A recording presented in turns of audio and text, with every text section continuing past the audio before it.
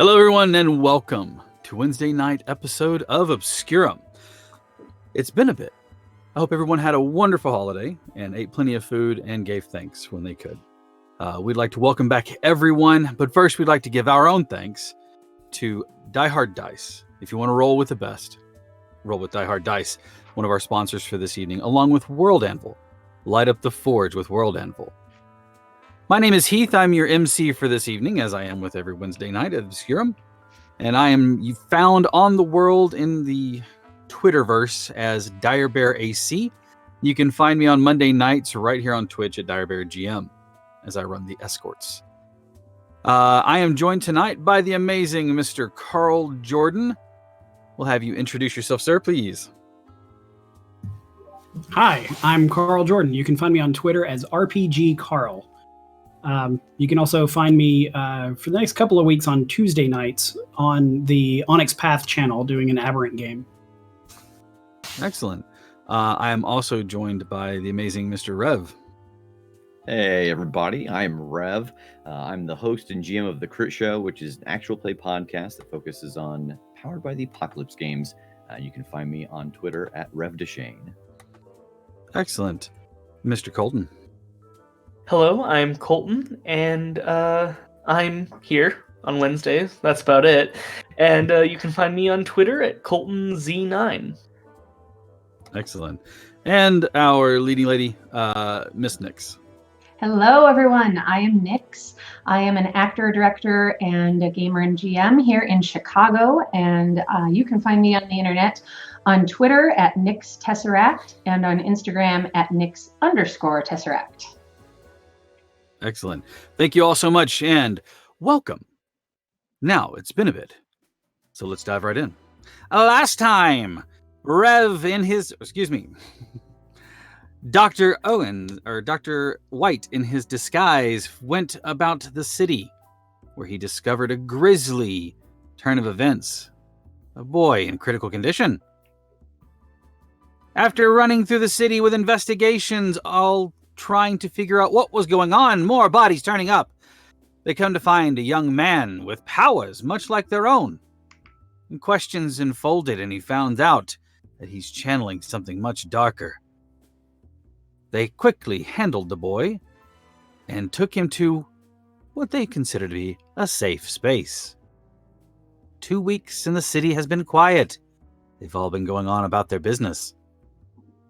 Filming has wrapped with the famous show that our Yvonne Calloway has been acting in.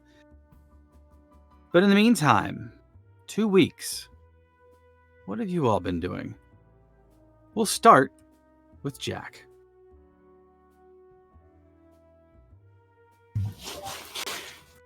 All right, fade in on a messy office in a rundown tenement building in an almost forgotten corner of the city. It's a cold Tuesday in late autumn, and the first foreboding flurries of frost are starting to fall.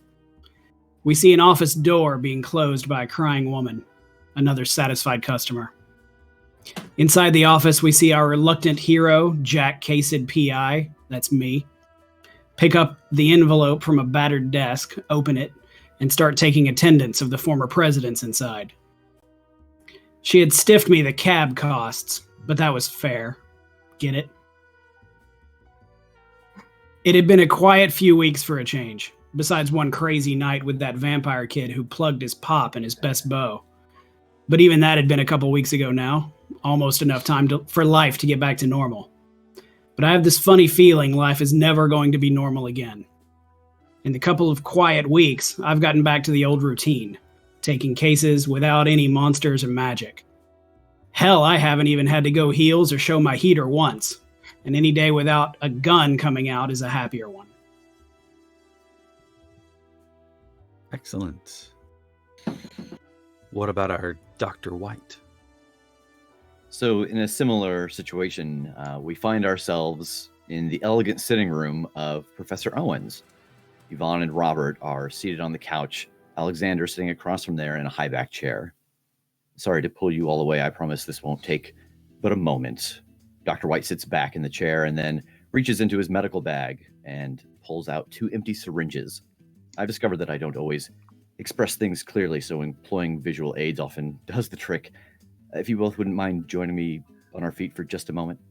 He stands up and he pushes the chair to the corner of the room as Yvonne and Robert stand up, giving each other a glance as they do. As Dr. White walks back towards them, smoke starts to drift off of his body, and the surroundings in the room become hard to see. He holds out both hands, offering each of them a syringe. I want you each to treat this like a gun for a moment and try to keep a beat on me. Yvonne cocks an eyebrow and starts to say something, but then takes the syringe and looks at it in her hand. Her mind falls easily into the task of endowing it with the properties of a pistol, shifting its position in her hand and feeling its weight. Robert steals a glance at how Yvonne is holding the syringe and mimics it with a nod. When the pair look back up, Dr. White is in his full plague doctor guise, and anything beyond the three of them in the middle of the room is obscured by smoke. All right, take aim and keep on me. When you're sure you have the shot, I want you to shout, bang. And the two of them quickly raise the pretend pistols, but Dr. White instantly splits into 3, 4, 5 copies of himself. They've seen him use his powers on people before. It's always seemed like traces or illusions of the mask moving through the smoke, and this is different. They seem to be facing half a dozen opponents who appear in the smoke, jostle them, nudging them off balance, and then vanish. I've spent so long behind the mask, and when we all met, I told you that I hid my face, but I didn't tell you why.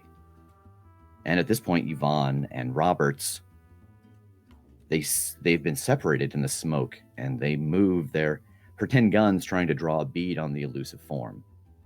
I'm not wearing it to protect myself. I know the risk, I know the danger, and I can handle myself in these situations. I can protect myself. Yvonne and Robert both see just barely in the smoke Dr. White directly ahead of them, slowly walking towards them. They both level the pretend pistols and yell bang almost in unison. And as they do, the Dr. White that they have fired at bursts into smoke. Yes, we are the ones putting ourselves in harm's way, but we have to remember that while we can protect ourselves, those close to us may end up the ones who are the targets. And as the smoke fades away, Robert and Yvonne both see down the barrel of their pretend guns a very confused Jack standing in the entryway of the sitting room holding a sandwich. So in this, I also wanted to point out, mechanically speaking, this is a feature of my new move that I've gotten, one of my new tags in my smoke ability that I call Murder of Crows, that allows me to create duplicates of myself, full duplicates out of the smoke. Fantastic. Real quick question, because I wanted to come back to that, but just a quick question. Are they apparitions and things pass through them, or are they full physical contact? Yeah, so they are solid. Ooh, interesting. All right. So, wrapping that one up, let's find out what our intrepid Professor Owens has been doing. Oh, the last 2 weeks I have been focused on my company. My uncle's old associates have been hounding me about certain inefficiencies within the company, so I've had to deal with that. Who knew owning the second largest manufacturing of chemicals in this city could be so difficult? Dr. White also brought up something interesting that I have taken to heart. Over these last 2 weeks, I've been working on a project that should fix the issues he brought up. I'm very excited to show it off now that it's finished.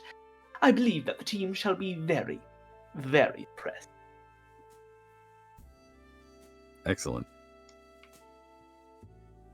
Yvonne, with you being out of town, the filming has wrapped, and you are now there doing the production part where they are leaving things on the floor, cleaning it up, adding in the Foley where they need to, making sure that it sounds good. And in this time, as the actors want to do, there are PR things, press junkets, and little meetings and things like that.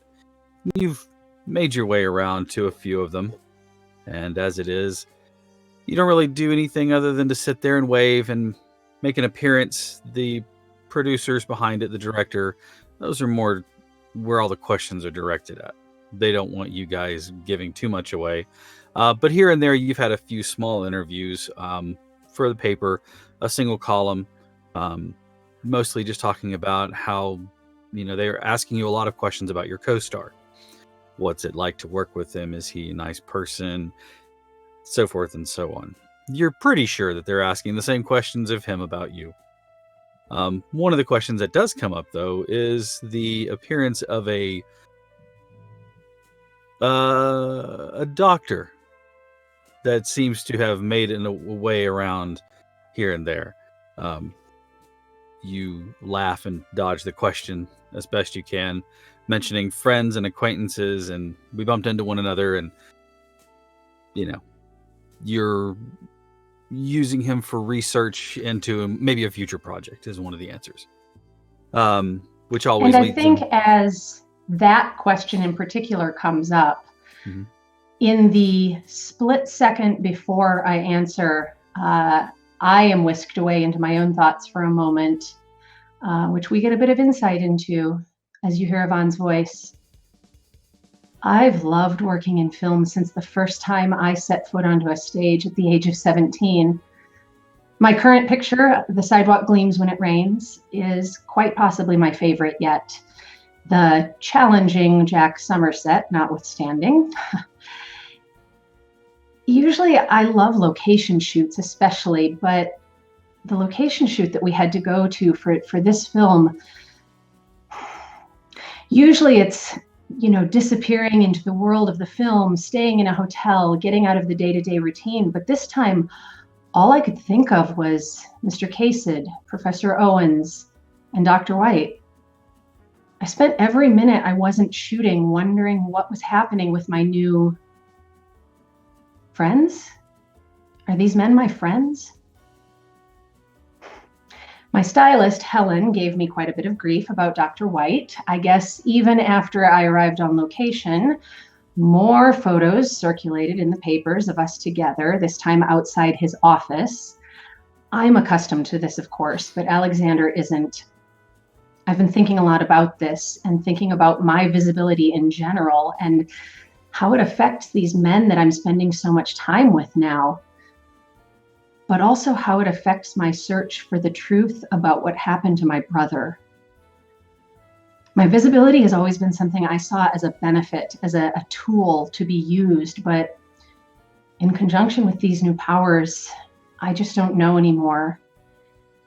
And then Dr. White pulled his little stunt with the professor and I and Jack and those syringes. I've got some thinking to do. And as that thought trails off, she shakes her head and smiles and starts answering questions about Dr. White.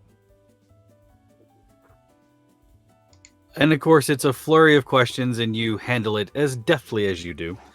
But the 2 weeks finds cold that has set into the city. That wet snow that seems to stick around, and no matter where you shove it, it seems to pile up into every corner. It doesn't so much crunch underfoot as it does slosh, and it takes on that gray effect along the city streets. Today's junket is no different than the others. You're sitting in a small enclosure, ballroom of one of the hotels in the city. It is a small gathering, only about 60 people in the crowd itself. Once again, the producer and the directors are on stage doing their thing, answering questions and giving people the assurances that this will be the one that they all want in their film or in their theaters. This is the one that will be like groundbreaking, and as much as they're touting it, there are questions directed about them, about the chemistry between the two actors, which they immediately shut down. Your thoughts drift in and out, and today's junket leads you looking across the crowd. You've ran several of these like a gauntlet over the last few days, and you've noticed some of the similar faces in there, hoping to gain some new information, or at least compare the information that they had previously to see if it was something else. In the crowd stands a familiar face. Only familiar because he doesn't carry a camera. He doesn't wear a hat on his head, even though his hair is immaculately done. He doesn't seem to have a press pass in his pocket, stating as one of the ones that should be here. However, he stands there with the confidence of someone who belongs, and so no one questions him. Standing at about 6'3", almost a good, half a head taller than some of the people there, in a suit that is slightly ill-fitting, as though he were once larger and kind of shrunk down in size and never had the suit taken in. It's a nice suit, and he's a handsome enough man with a clean-shaven face, brown eyes that seem to be more like pools of dark chocolate, and he is intently watching you. Not with malice or ill intent, but like someone studying a creature in the wild. And you've seen him the last few days at every one of the junkets that you've gone to, and with the same thing. He doesn't seem to be paying attention to what's being the exchange given between those behind the podium and those in the crowd. He seems more intent on watching you. As the crowds break, the director comes over to you to kind of break you from this this distant place you have in your mind. Hey, kid, are you hungry? We're gonna go get some lunch. Do you want to come along? That sounds great. Yes. Great. We're gonna hit Sammy's over around the corner. It's got a good enough lunch spread. So, my ticket. Come along. Sounds perfect. As you all file in, you notice that the man seems to be shuffling towards the back of the room. Again, kind of flowing with the crowd, but keeping an eye on you. There's something unsettling. Not dangerous, just unsettling about him. As you all exit out of the building, you half happen to expect to see him there, but you look around and the overly tall figure in the slightly rumpled suit doesn't seem to be there anymore. Sammy's is a small lunch place, more of a counter deli, but it's private enough that whenever you all walk in, the owner recognizes the director and they turn the sign from open to close. Private party, turning any other guests away. The meal is good, it's filling. You enjoy a laugh, a joke. Jack Somerset has seemed to come around to your way of thinking. I'm sure in no part. I'm sure doing no part in yourself there at all. As night fades, though, or as the day wanes on and the light fades from the day, you find everybody finally breaking and heading toward their vehicle. Your own car waiting for you.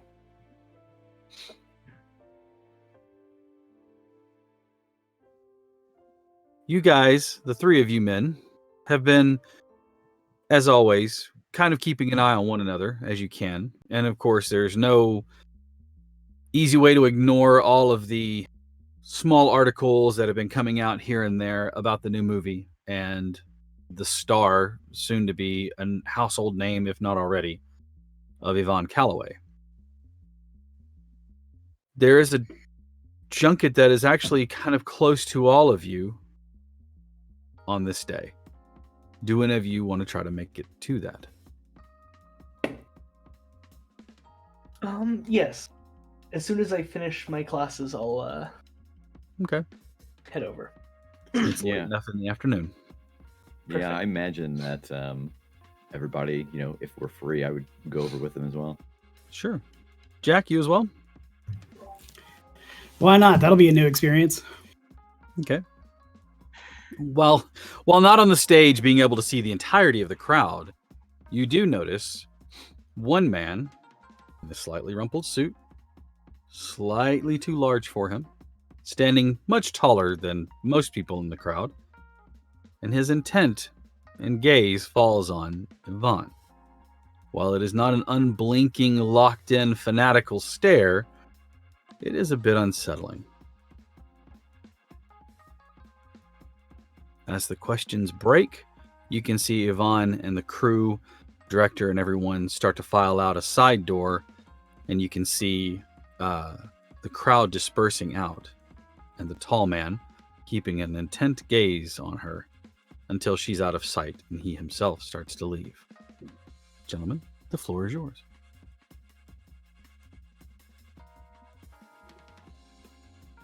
Well, I see the other two, and I immediately sort of go say hi, as it's funny coincidence that all three of us showed up to this same junket at the...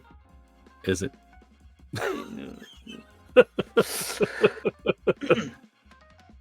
Gentlemen, it's a pleasure to see you all here. How you doing, Prof? Fantastic as always. Doctor? I don't suppose either of you took stock of that rather large gentleman who didn't seem to break gaze that whole time. Unfortunately, I can't say I did. But is it something we might need to look into? I just took note. There are very few of us here that weren't snapping photos or writing things down for columns, and very large, good head taller than all of us. He didn't seem to, I don't say he didn't seem to blink, but if he did, I didn't see it.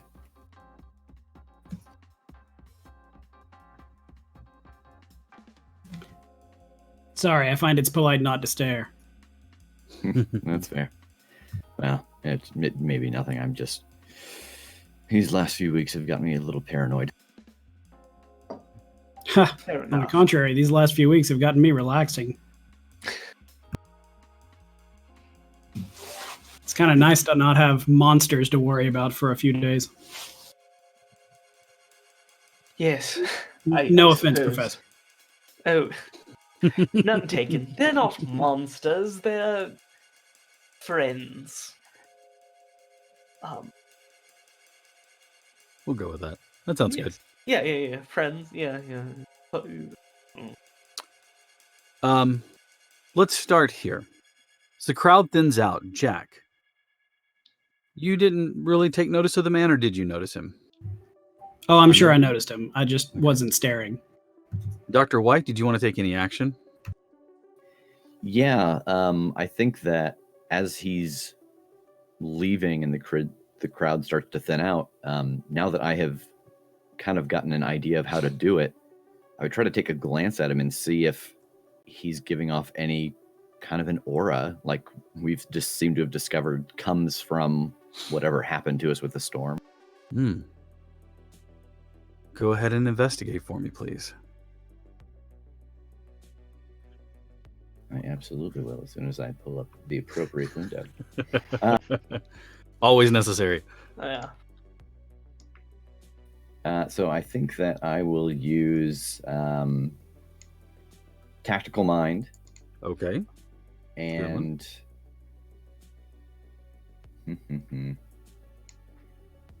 that's really the only, well, in lenses of the Eye for Weakness is the one that we kind of base that off of. Right. Yep. And I think that's really the only one that fits. All right. Sounds good. Looking at those. An 8. Okay. You do get a chance to glance at him. He also, though, kind of not. It's you kind of see him turn his eyes to look at you, and you're not sure. You're pretty good at reading people, but it looks like maybe his brow furrowed. The one thing that you did notice, though, is that he seems perfectly normal.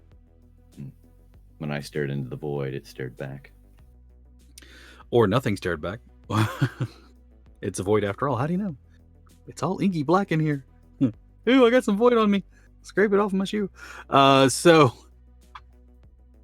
you notice that he does not have any rift abilities. He does not seem to be special, touched, or magical in any certain way. Oh, okay. He seems to be normal. Yeah, so I think that in the course of this conversation, I would let the idea kind of trail off. Okay. Night fades. You know that you could probably try to catch up with Yvonne if you'd like to. It was really kind of a lackluster event as far as like hearing anybody speak or anything. It was a lot of talk about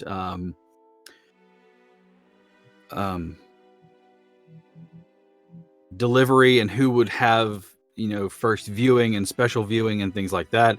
What was allowed, what wasn't allowed. They talked about delivering materials for the show to the different studios. They answered questions from the journalists, which again, this one is like the third one in a day, or third one in the week, so it's not as many people there as the first one. You catch wind that a nearby deli restaurant has been kind of shut down for a special party, impromptu. But other than that, the night kind of carries on. You all return to your abodes. Your driver is waiting for you there as you leave the restaurant. Yvonne, is there anything you'd like to ask of him or anything that you'd like to do before? I assume that you'll head home. I don't think so. Yeah, I think these events are always a little bit taxing, just being on all day like that. And so, yeah I think I'm ready to head home and relax. Excellent. That evening passes, and you hear it ticking off of the window. The very, very chilling sound of large snowflakes, the kind that tell you this isn't going to stop anytime soon. Actually, I take that back. Small snowflakes, the kind that tell you that they're not going to stop anytime soon, and sure enough, it starts to pile up high enough. You awake the next morning to find that the city is blanketed in an average of about 7 inches of snow. The plows are already out, so the streets are mostly clear, and you can see them glistening in now the bright sun of the morning. No clouds in the sky. However, on your doorstep, Yvonne, is a small package wrapped in nondescript paper, tied with twine. I'm going to pick it up and take it inside and set it on my table and just kind of examine it.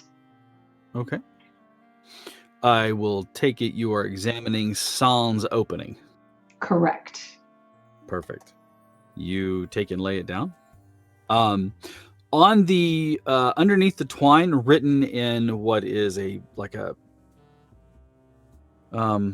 carpenter's pencil, so it's kind of got the wider tip. You can see to Miss Yvonne, and it is written in kind of a rough, quick script, not very pretty, not very neat, but effective enough.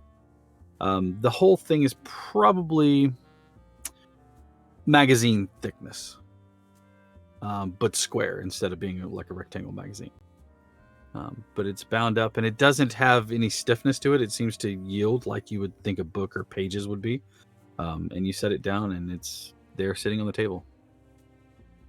I think I'm going to walk over to my phone and call Max, my agent. Okay.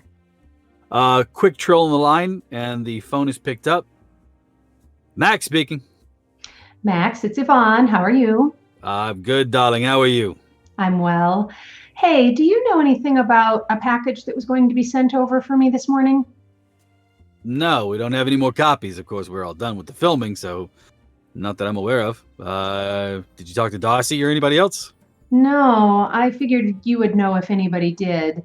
There was a strange delivery sitting on my step this morning, and I don't know what it is. Something from a fan, maybe? It must be. Okay. Thank you anyway. Not a problem, honey. Take care. Bye-bye.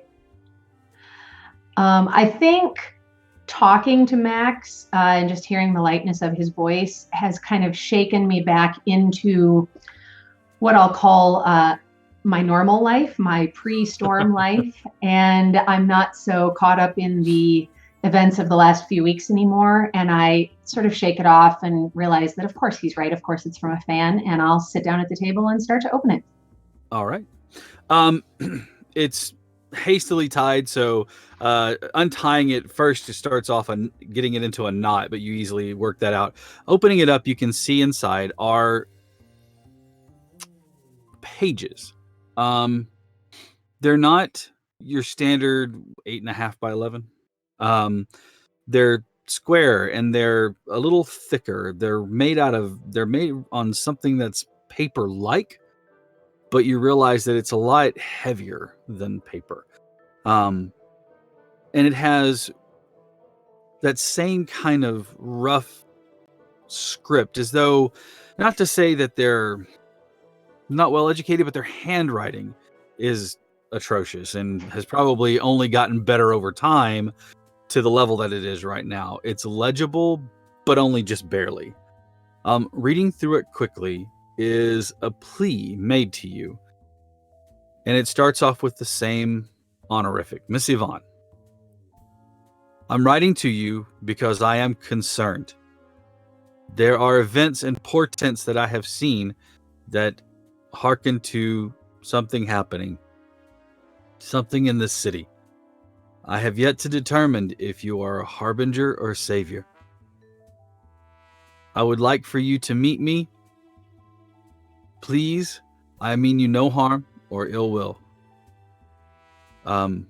You can find me at, and it lists an address you're not familiar with, but it seems to be on the southern side of the city, probably a good 30 minutes away from where you are. And it gives you a suite number, giving you the idea that it's an office, like in a row office or something. But the name signed on the bottom of it says Peter Endograph. Indo Graph, Graph, Endograph. Do I recognize enough about the address to get a sense of what neighborhood this is in? It's kind of in like a business office area. So you get the idea that it's one of the ones where there's lots of buildings that all kind of work in a business park. So not a particularly sketchy part of town or anything like that, just an office. Yeah, there are all manner of offices in there. Some of them you know and recognize as being one of the lead producers of film and film equipment. But the rest of them are, other businesses. Okay. And is there anything about this name that is in any way familiar to me or rings any bells? Let us see. Before I just give you an outright no, let's see. Yeah, there's nothing really here that on your sheets or anything that. No, it's not ringing any bells. I mean, the Endograph is a unique name, so you're pretty sure. Had you come across it in the past, you would remember it. Sure. It's not ringing any bells. I think the apprehension that I felt before the call with Max has returned. Oh, lovely. And I'm going to walk back to the phone and dial Jack Casett's number. All right. Being in the morning time, we'll say around 8 or 9. I'm sure, Jack, are you at your office ready to receive a phone call? That sounds like office hours. Why not? Sounds great. The phone trills at you. Probably another opportunity to make a little cheddar on the side. Taking the eggs off the heat and walking to the phone. Familiar Jack voice. Casett, PI. Mr. Casett, it's Yvonne. Oh, Miss Calloway, how are you? I'm doing well. How are you? Hungry and attempting to remedy it. Oh, don't let me stop you. Go ahead and eat. I saw all three of you gentlemen at the event yesterday. Thank you so much for coming. That was very kind. Oh yeah, we'll miss it. I'm sorry I didn't get a chance to come find you afterwards. You know how these things are. They whisked me off to an after event. So. Private party at the diner? You are good. Yes, that is exactly where I was. Well, on the note of your PI skills, I have a bit of an odd thing that I'd like to run past you and maybe the other two men as well. But I'm going to tell you about it here on the phone because I wouldn't mind if you told me that I'm just being overly paranoid. I got a package on my step this morning. just a nondescript, sort of wrapped in plain paper, tied up with twine, very poor handwriting on it. Looked like it had been scratched with some sort of thick pencil or something. And inside was a very strange message. And that's all it was. The entire package was basically this message saying that this person has become aware of certain strange happenings in the city. So obviously that piqued my interest right away. But then there was a very strange phrase about not knowing if I am a harbinger or a savior. And that makes me very nervous that this was not just somebody who's become aware of some things and maybe picked up on the news that maybe I've been connected to some things as well, but it seems personal. His name is Peter Indograph, and there's an address here, and he wants me to come meet him.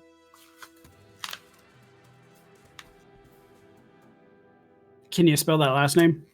I believe it was Indo Graph. Correct me if I'm wrong, MC. You are correct. Indograph. Great. Mind if I get that address? Yes, it is 1427 Islin Avenue.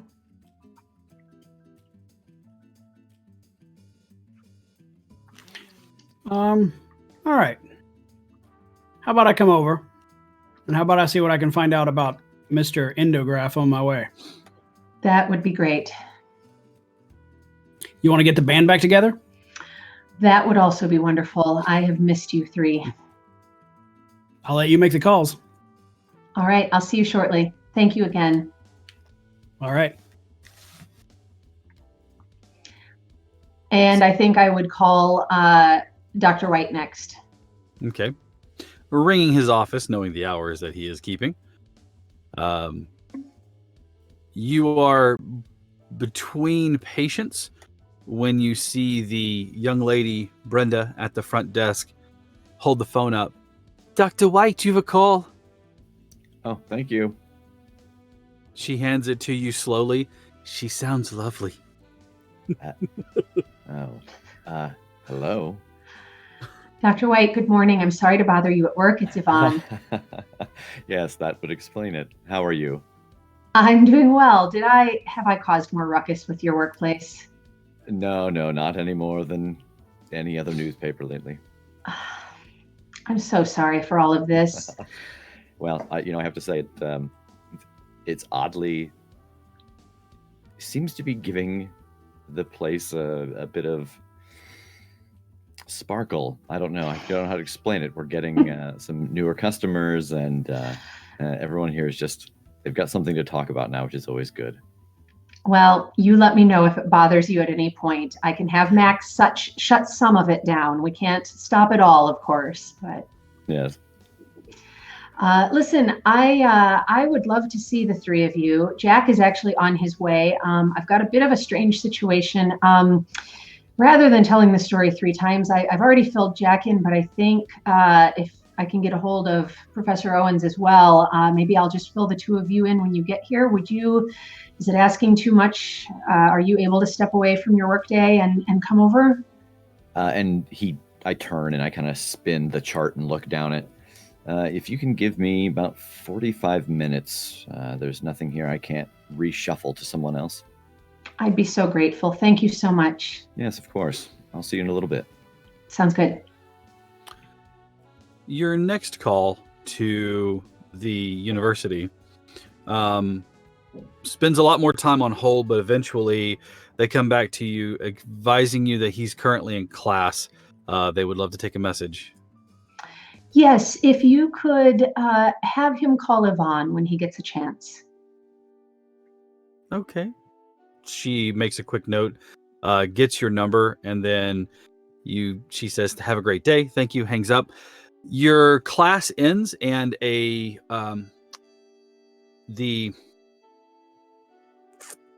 administrative assistant, that was the word I was looking for. My brain is not working today. The administrative assistant comes to you, handing you a note, asking you to call Yvonne. You quickly find the nearest phone, making the phone call back to Yvonne.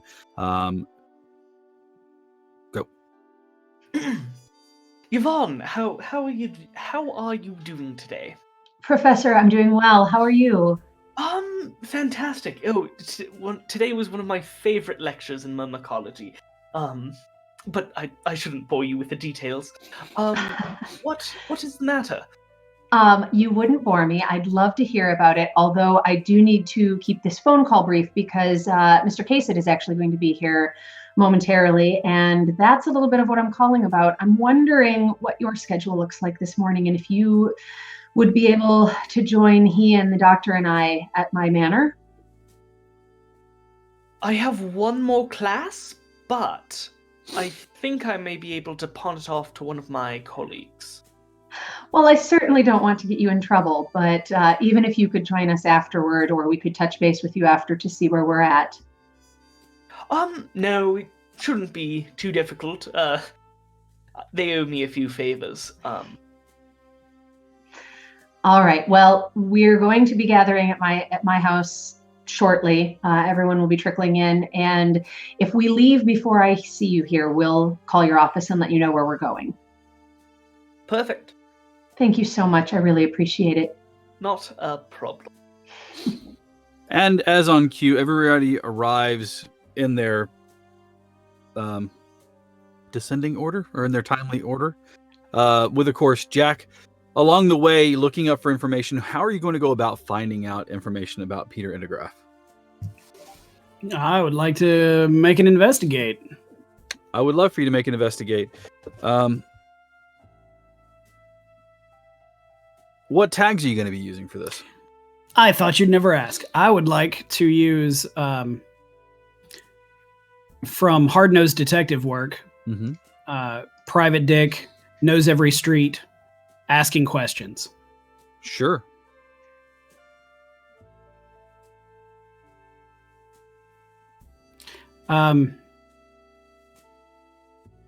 Weaknesses?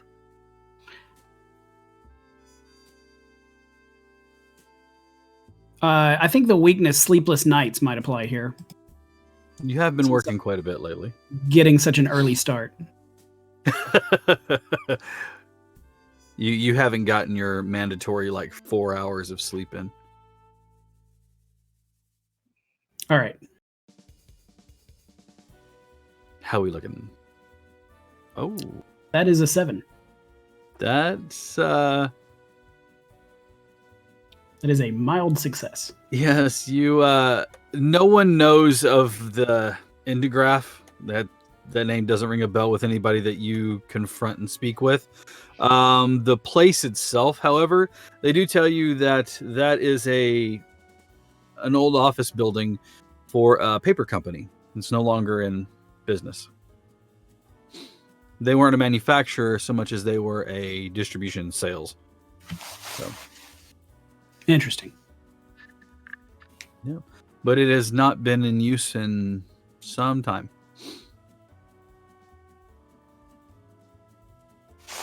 All right. Continuing on. Excellent. After picking up that information, it does delay your arrival. However, it does allow for Dr. White to arrive first at Yvonne's place, followed shortly by you and then Professor Owens, now that the band is all back together. You had the information, and you have this odd small stack of papers written with large handwriting that is nigh illegible. You can read it, but it's kind of rough. And again, it's written using what appears to be either a big fat pencil or a carpenter's pencil, something like that. Can I roll to see if I would know Indigraph? You... Through my high quality contacts, through the chemical company. You can certainly try. Perfect. So I think that would be high quality contacts. Would Well Connected from the Interesting Times gang, because we still haven't come up with a title for our crew theme. Would that work? I want to mention, I think if we use a tag from the crew theme that It does not. That's You it. can't use That's it. the one time we use it for the night. So it will give you a 10, but it's burned for the night.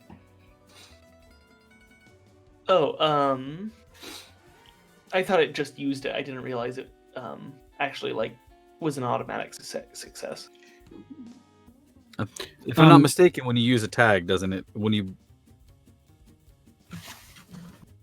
Yeah, I was under the assumption that when you used a crew theme tag, it burned it, but it wasn't like you just couldn't use it again.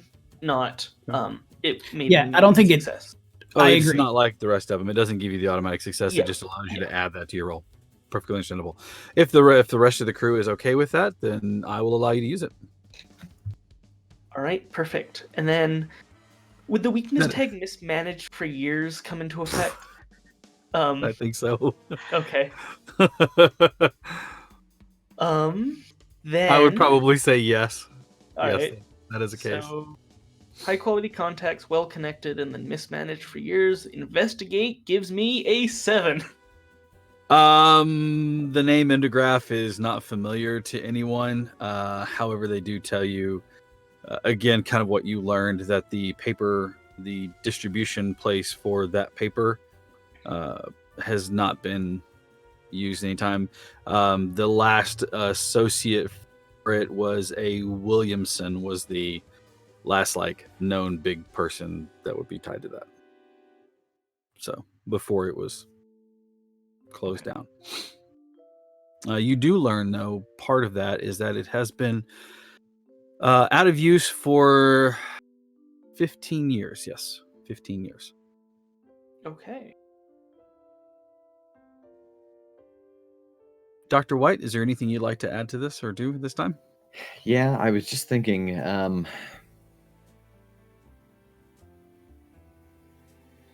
yeah, I mean, really, with the two of them coming up a little slack on information on either of these things, I don't have anything that would, I think for the first time since we've been together, Dr. White's kind of standing back going,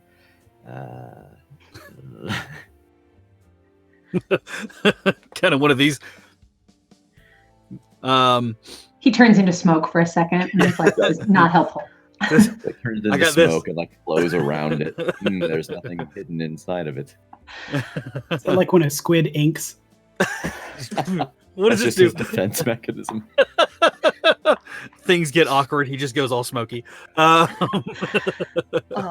If You you'd like. startle him. Sorry. No. I was just saying, if we would like, I can send out a scout, so to speak, to look at the area.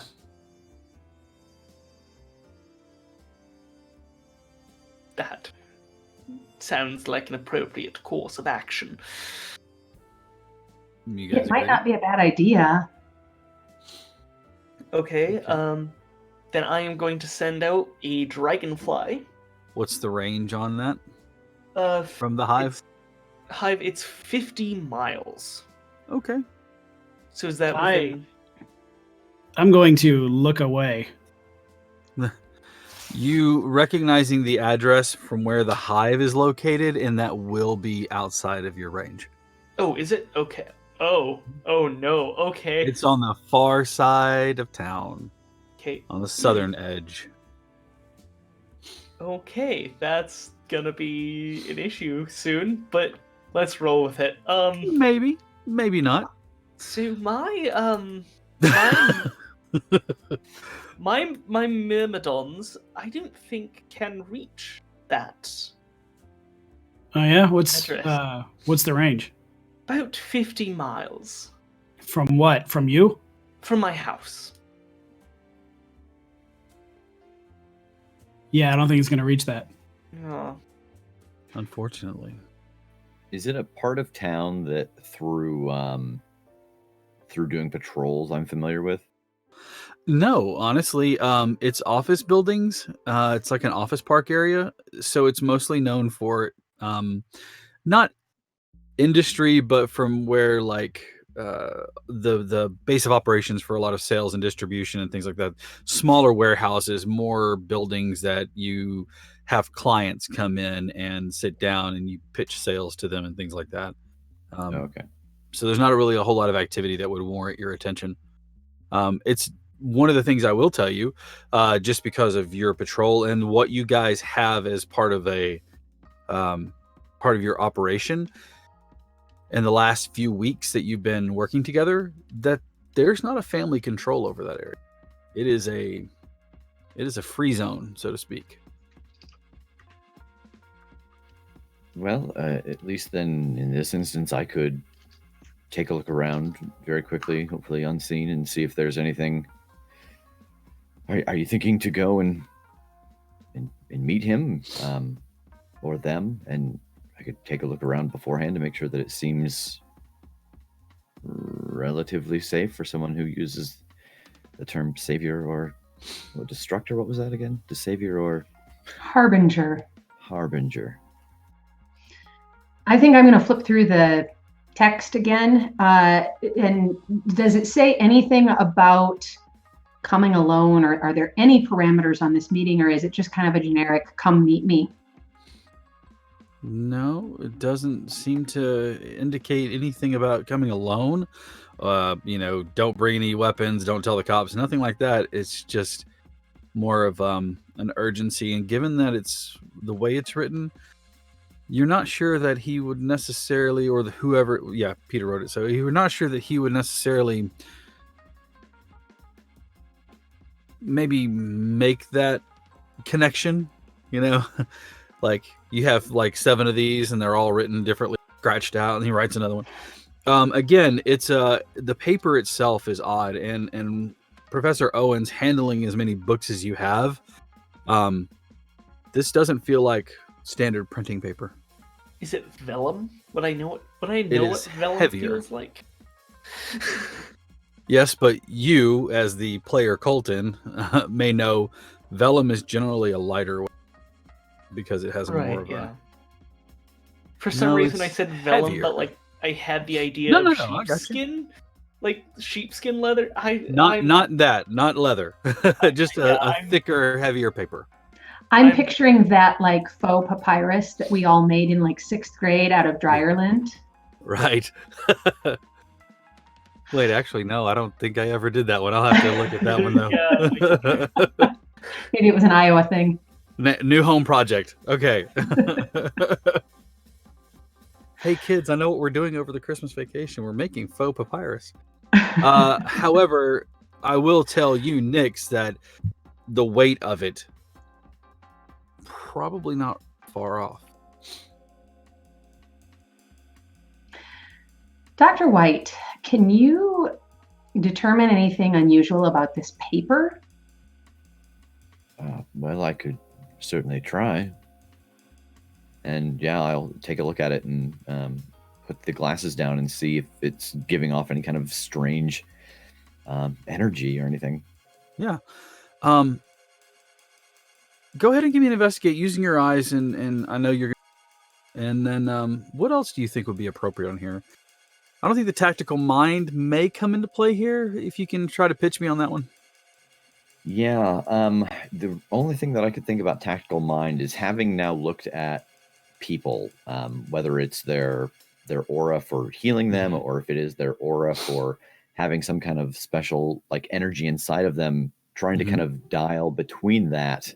I'm thinking of like the way that Superman would probably have to squint and just think differently about using the different types of visions to see if I can like scroll through these different frequencies or whatever you want to call it. Okay.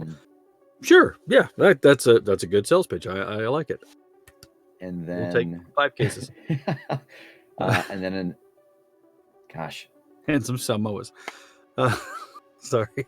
I for weakness, I don't know that really applies here. No, I don't think that one would apply. And I actually don't think I've really got one in the lenses that apply for this in particular, because I've got healing gaze, and eye for weakness. I think so it's just tactical mind. Yeah, that's a good note to make for the future, though. Now that I've learned this, that next time the lenses level up, perhaps I'll take something akin to this. Mayhaps. That's a solid 4. A solid 4. Looks old, man. Looks like paper. I am able to determine.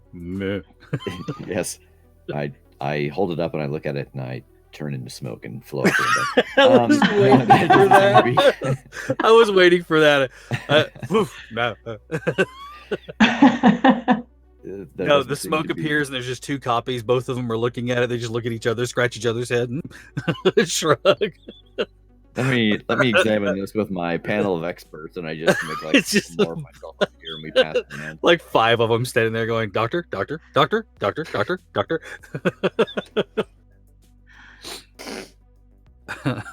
No. No, yes, you're unable to determine anything strange about it, unfortunately. Well, I don't think we can find anything else more here. So I say we go meet him. I don't see why you can't all just come with me. No. I would be glad to. Given that there was no prohibition, I don't see why we don't just call in all the bulls. Tell them you had a threat on your life and this is the address. Well, that seems a little bit drastic. I don't know. I don't know that there's been a threat. I'm curious to know more about what this is about. We have been stumbling into things that they can't handle. Your call. Just letting you know the options there. Dr. White, what do you think? I'm inclined to agree. I think that if this is someone who actually has seen some kind of portents of the future, it could be invaluable to what we're trying to accomplish. Okay. Jack, your concerns are noted.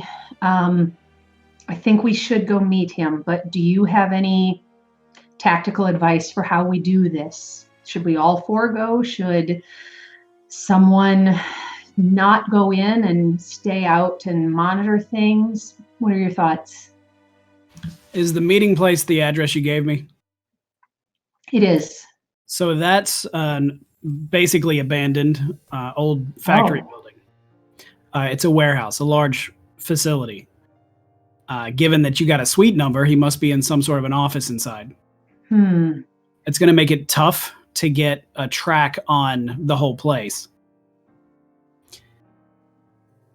Maybe the professor could set up some sort of guards at the exits, but we don't really know what we're dealing with. Could be somebody who knows how to get off the roof.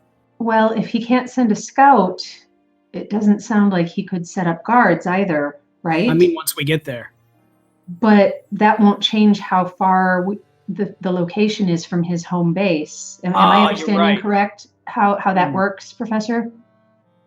I mean, I can try, but I'm assuming there's going to be a huge negative to my roll. To your what now, Professor? Sorry. You speak in weird terms, buddy. No, I do believe that there may be some... I can certainly try to summon something, but every time I've tried to summon something past about 50 miles, it doesn't seem to work, but I can try. Out of game, I'm assuming there would be a large roll I would have to make to do this. Yeah. I think in character we have just established that Professor Owens was the first one to term "this is how I roll" in the sense of like just approaching life. This is just how I roll. And the bugs rolling deep.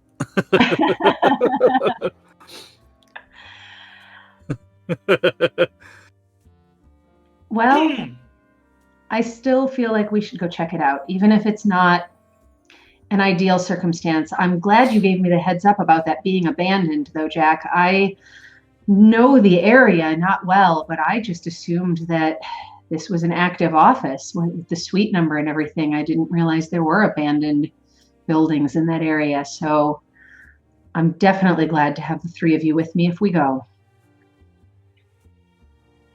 Glad to be of service. All right. Well, should I call Paul and have him drive us over there? Drop us directly there, nearby? What do you think, Jack? There's tactical advantage to having multiple vehicles.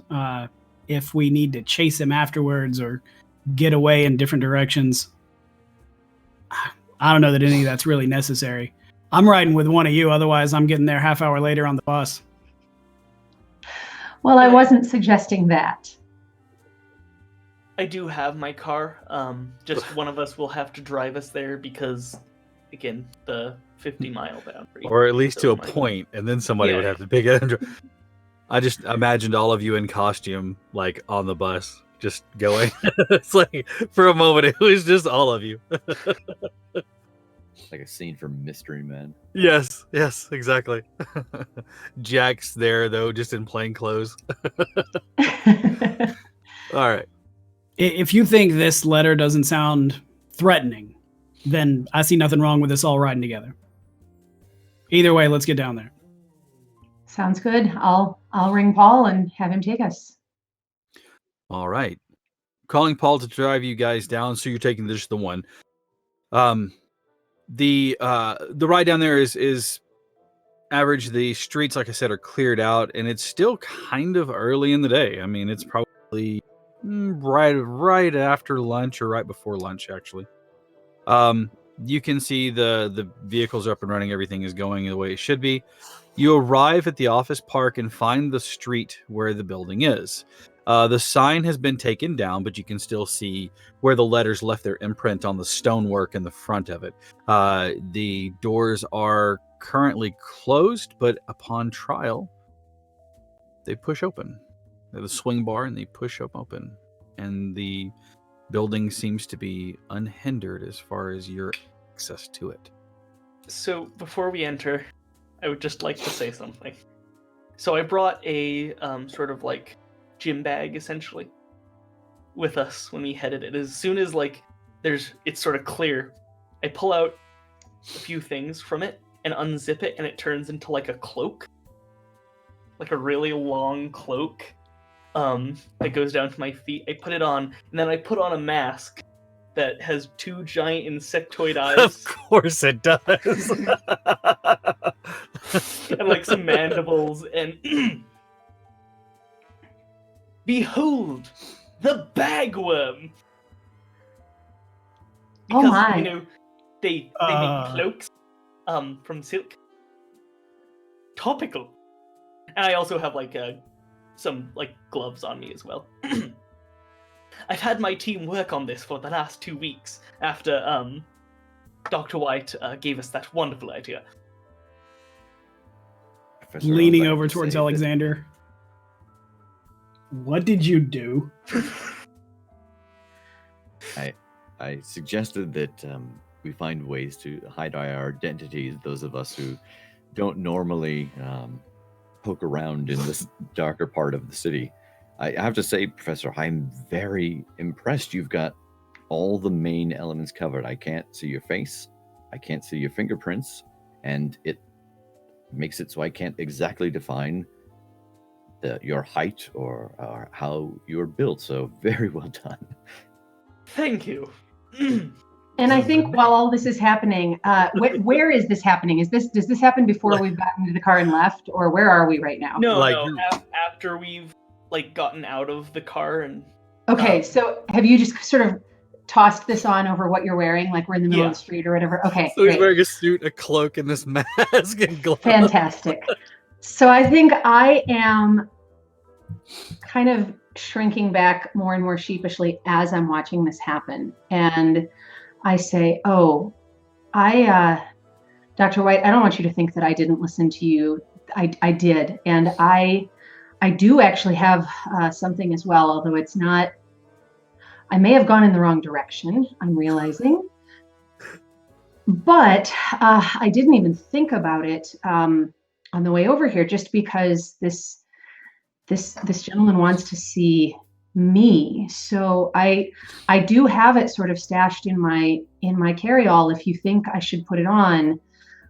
But since this person is expecting me, I guess what is the lesser evil here for the known Yvonne Calloway to show up with the three of you in your disguises, or for me to show up to a meeting where someone is expecting Yvonne in my disguise? Well, you could perhaps do both.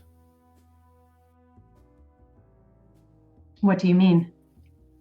If you would like to see what it's like to to take the step that the professor has, you could always.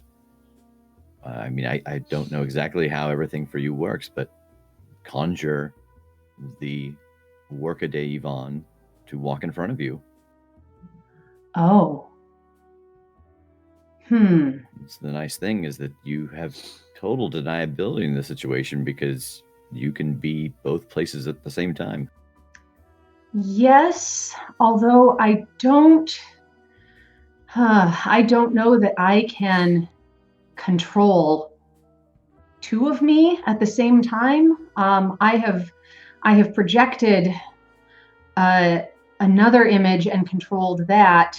I have controlled myself in the form of something else. I don't know if I can do those two things simultaneously. Yeah, it probably might be best then to just be yourself if they're expecting you. I would hate for you to. I have to admit, I want to see what it is, but I think in this situation, it's best probably to go in as who they're expecting. If that's what we want to do, what do you think of this? What if the professor and Mr. Kased keep themselves more discreet and more separate from us, don't go in with us? And what if you come with me, but not in any kind of costume? We've been seen together publicly. Let this person draw whatever conclusions they will. You are my friend. The public has seen that. And then I'm not in there alone. I still have one of you with me, but it shouldn't draw any alarm bells. Yes, and I think that if this person has actually seen some vision of the future, there's every possibility they may. Well, I think we'll just have to see, but who knows what could actually be a surprise to them and what may already be known to them. Good point. As these two people are talking, I'm just showing Jack the costume, and it's like, his pocket's on the inside.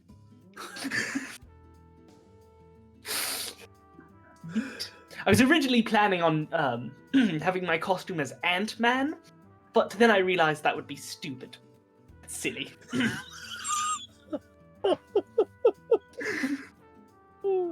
This, what do you need the pockets for? Thank you all so much. There's a knock at my door. It's someone. They've got a letter from Marvel to cease and desist.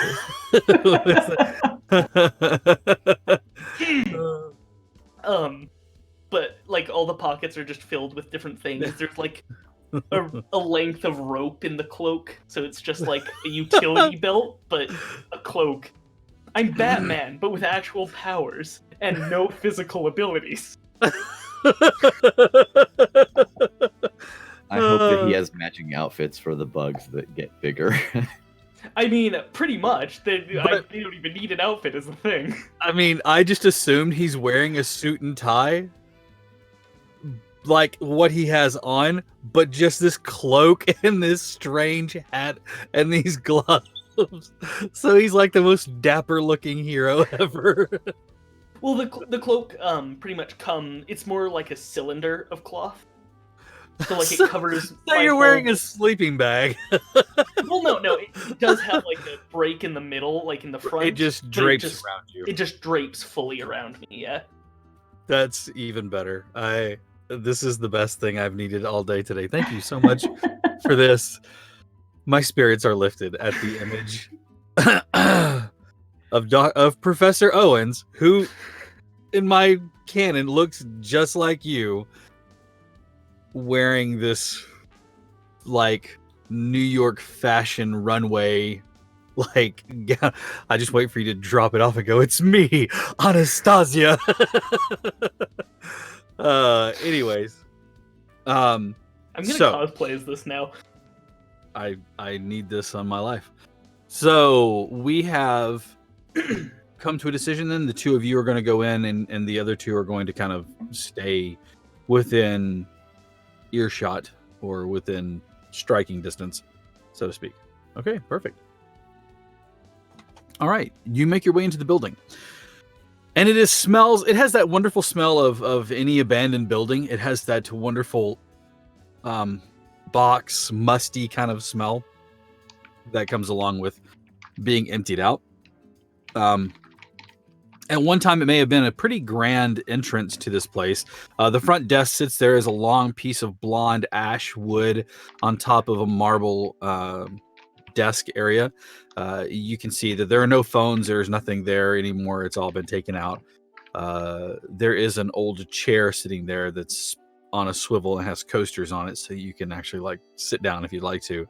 There is a single hallway that runs the length. You can see there are offices along the way, and you can see in about the middle of this long hallway, elevator side leading you up, and you can see there is the good old-fashioned dial, and it goes to a 5. So the top floor is the 5th floor. Given your suite number and the way that they work, you know that it is a first floor because it is a 1. And so looking through the buildings, you just start to look through the different suites and see which one is his.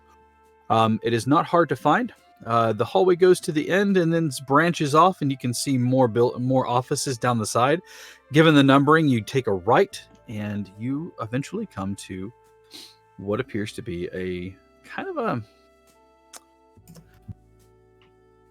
It's got a glass front that's still there, but it's got that smoked glass look, so you can't really see through it. It's got a heavy wooden door that's currently closed mostly. It's not fully closed. And just from the other side of it, you hear muttering. Someone who is talking to themselves. It seems as though they're trying to piece together something, but they're confused or they're not sure of how things are going. And you can hear them, no, if I take this one and left, and then we put this one to the right, but that doesn't make any sense because this happens out of sequence, and this can't be how it is. There's no sequence that this has to follow. It has to follow the sequence. Don't you understand? It's one thing after the other. I know, I'm talking to myself. What do you mean there's someone here? And abruptly, the door opens. And standing in front of you, with brown eyes that look like pools of dark chocolate, hair still done nicely, suit still slightly bigger than what his frame is. Standing at 6'3" is the man that you've seen at several of the gatherings. As he opens the door, you hear the distinct sound of papers being scattered as though they were made of origami birds and their wings have spread out, and that slight rustle of paper. In the room behind him, his eyes startle looking at you, but in the room behind him, taped, laid out on every inch, are pieces of that heavy paper that you have in your hands. And on them are markings, drawings, writing. And it all looks very neat and very tidy. And then some of it is manic and large, and other pieces of it are beautiful script, and they're written well. And it's makes no sense. It looks like a jumble of things. But you can see where there are things that have circled. And along with the paper, there is a poster for your first film and a smaller poster of your second film. And every film that you've done up until this point, as well as magazine and paper cutouts. And you see that they're not arranged haphazardly just everywhere. You see segments of fine writing where things are circled and a pen is put in, and a piece of red thread has been stretched out to a particular poster or a particular picture or a particular thing. And it seems to be an intricate map of something. But it all links back to Yvonne's picture or image likeness. He looks startled at you. I think in that moment, before he even has a moment to react, as I see the pictures and especially the movie posters and start to think, oh, this maybe has been going on for a while. I think just because of my time in the industry, even though we know that there also might be something with these new powers going on here, I think my instinctual reaction is to think of the known, which is stalker. I think maybe I've not dealt with something like this specifically before. I've definitely seen friends that have, but that female protective self-preservation instinct is going to kick in. And as I see the posters, I'm just going to inhale a little bit and just link my hand around Dr. White's arm. Step a little closer to him. He takes a quick step forward, his hands out. You can see excitement and wonder on his face. He sees you draw closer, and for a moment, he looks a little crestfallen, but then he recovers quickly. You were able to make it. It's wonderful. Please come in. And you see there's a couple of chairs in there. The stuffing, they've started to split a little bit, but they're still, usable. However, they are currently covered in stacks of that odd paper. He looks around and scoots them into the floor and then starts taking his hands and says, no, wait, hold on. And then he rearranges them and he shuffles them like a quarter turn to the right, stops and looks at it. Yes, you will sit here. And who are you again? I don't know your name. I didn't invite you. You're not part of this equation. Who are you? Yes, my name is Dr. White. How are you? Well, I'm disturbed, clearly. You're not part of the equation. You weren't supposed to be here. Didn't I say come alone? No, I forgot that part. Oh, I knew it. Fine. I take it you're Mr. Indograph? I am. Yes, this is my friend, Dr. White. I asked him to join me. And no, you did not say anything about how we should arrive. He takes a moment and spins around like it looks like a flurry of frustration. But when he spins, he has his hands together and he looks at Dr. White and says, well, Dr. White, it's a pleasure to make your acquaintance. I'm so glad you could make it here today. And you are accompanied by the beautiful Yvonne Galloway. It's a pleasure. Thank you so much. I don't have a seat for you. I'm so sorry. Oh, do you mind standing over there?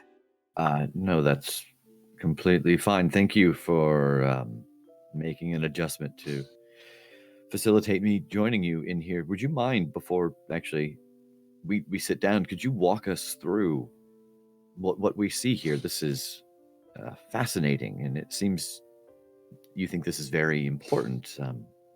Of course it's important. It's all connected, don't you see?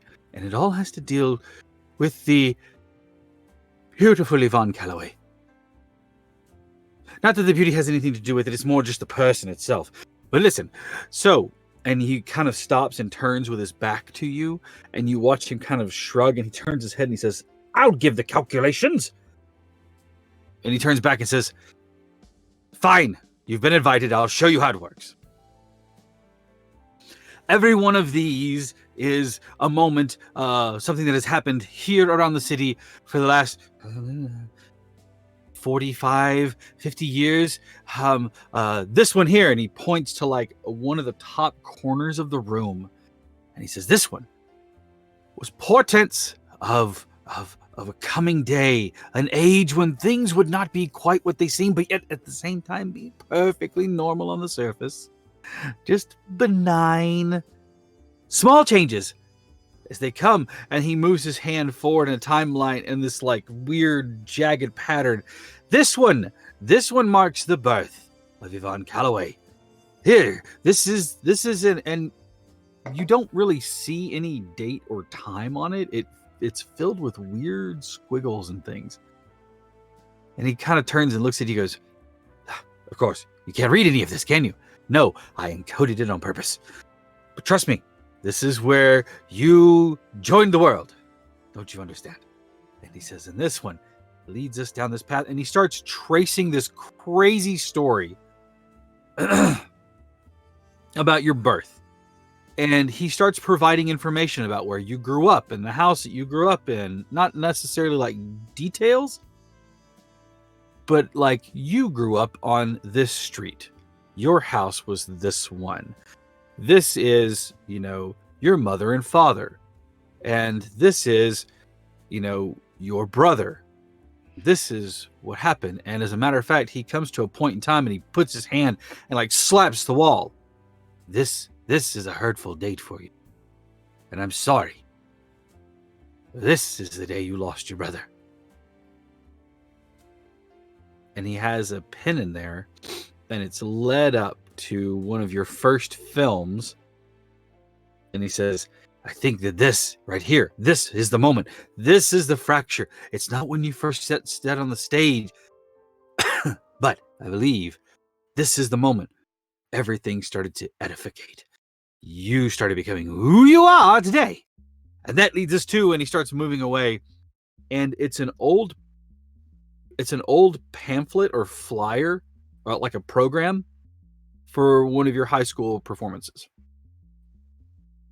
And he slaps it. This is the moment that you became the star. You don't understand. None of you understand.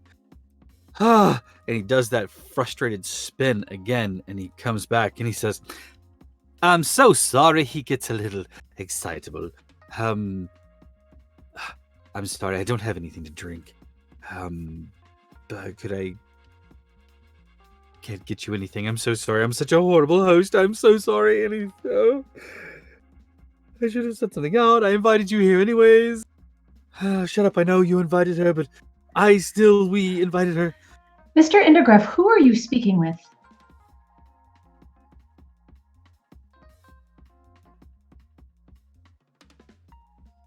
I'm talking to... There's- He's talking to me, of course. Yes, I'm talking to him, of course.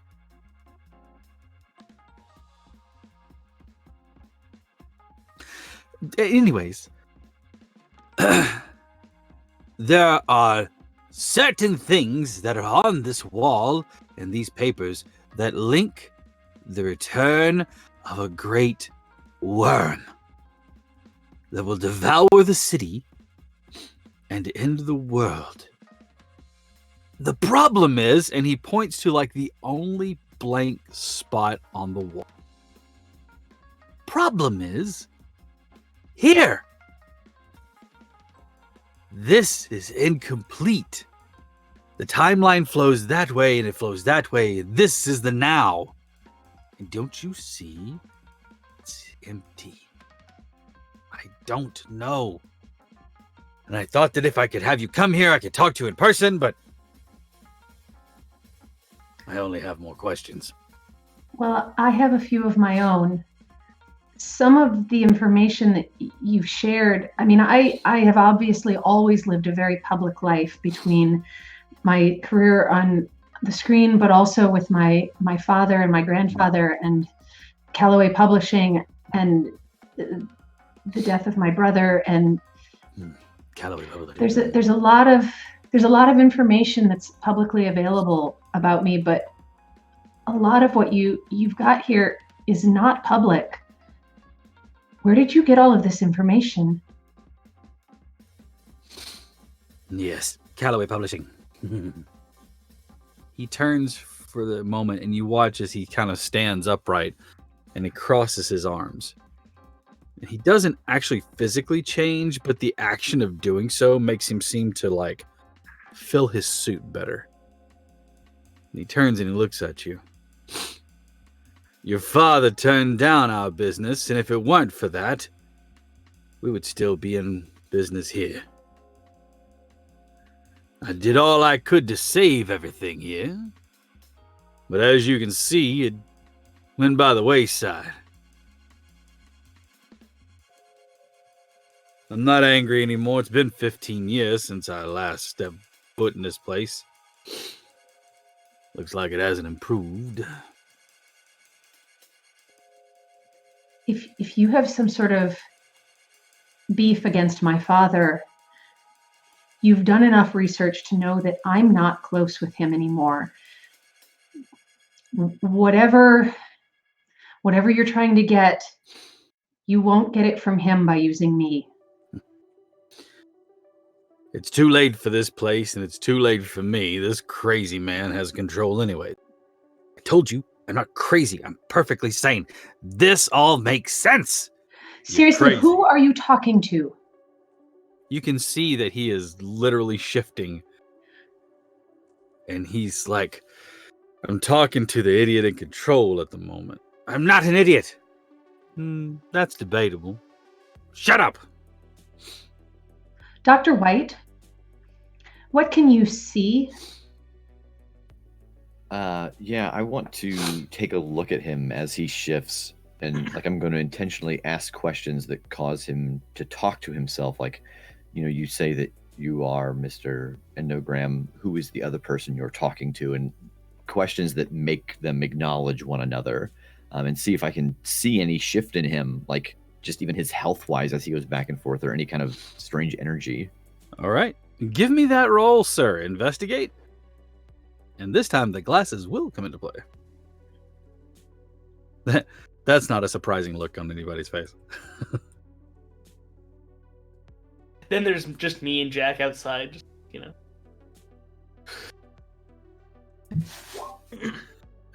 There we go. 13.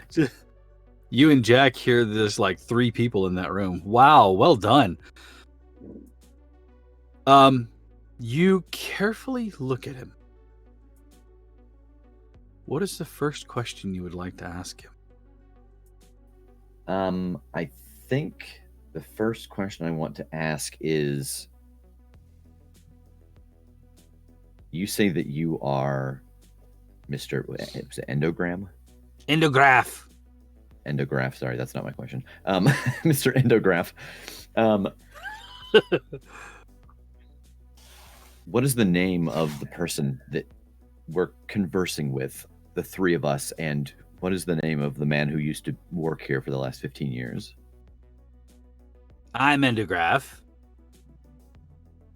My name is Reginald Darling. Dahling.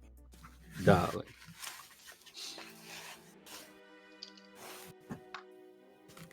What do you mean he's the one in control? Are there more of you in there, or just the 2 of you? He stands up and crosses his arms again, coming to his full height. I'm Mr. Williamson.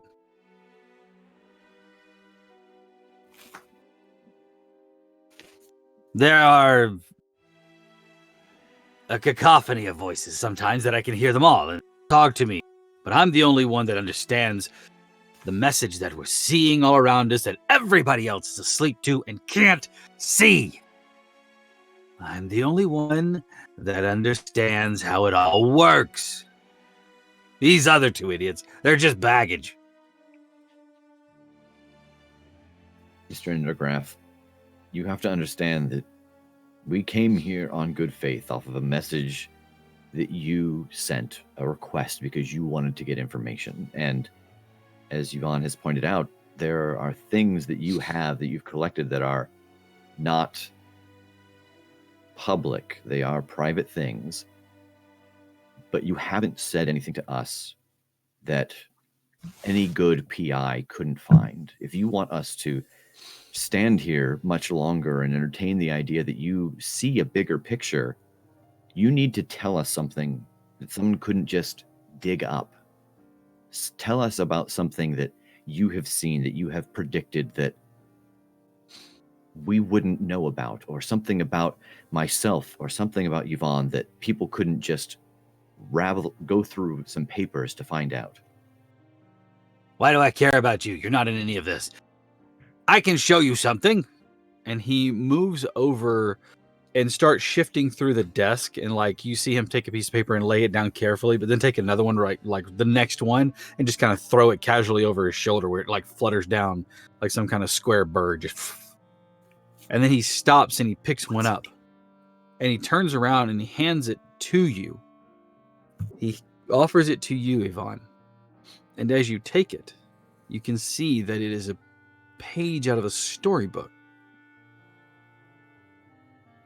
The words on the page don't have any context with the rest of the book, but it's the title that's written at the bottom, right next to the page number, where it talks about 1001 Arabian Nights. This means something, doesn't it? I don't know. I mean, I know the story. He's like- What does this mean to you? And what does it have to do with me? Who told the stories? Who told the stories? And he like takes the paper. Scheherazade, but what does that have to do with me? Don't you see? Oh, And he looks at Dr. White for a second. maybe you are important after all. You seem to have something about you. See, the rest of the world, they're sheep. They can't see it. But I can see it. I know. I saw it in the lightning storm. Yeah, yes, see, now I have your attention. Scheherazade. Spinner of tales. That's what you are. But I'll not fault for them.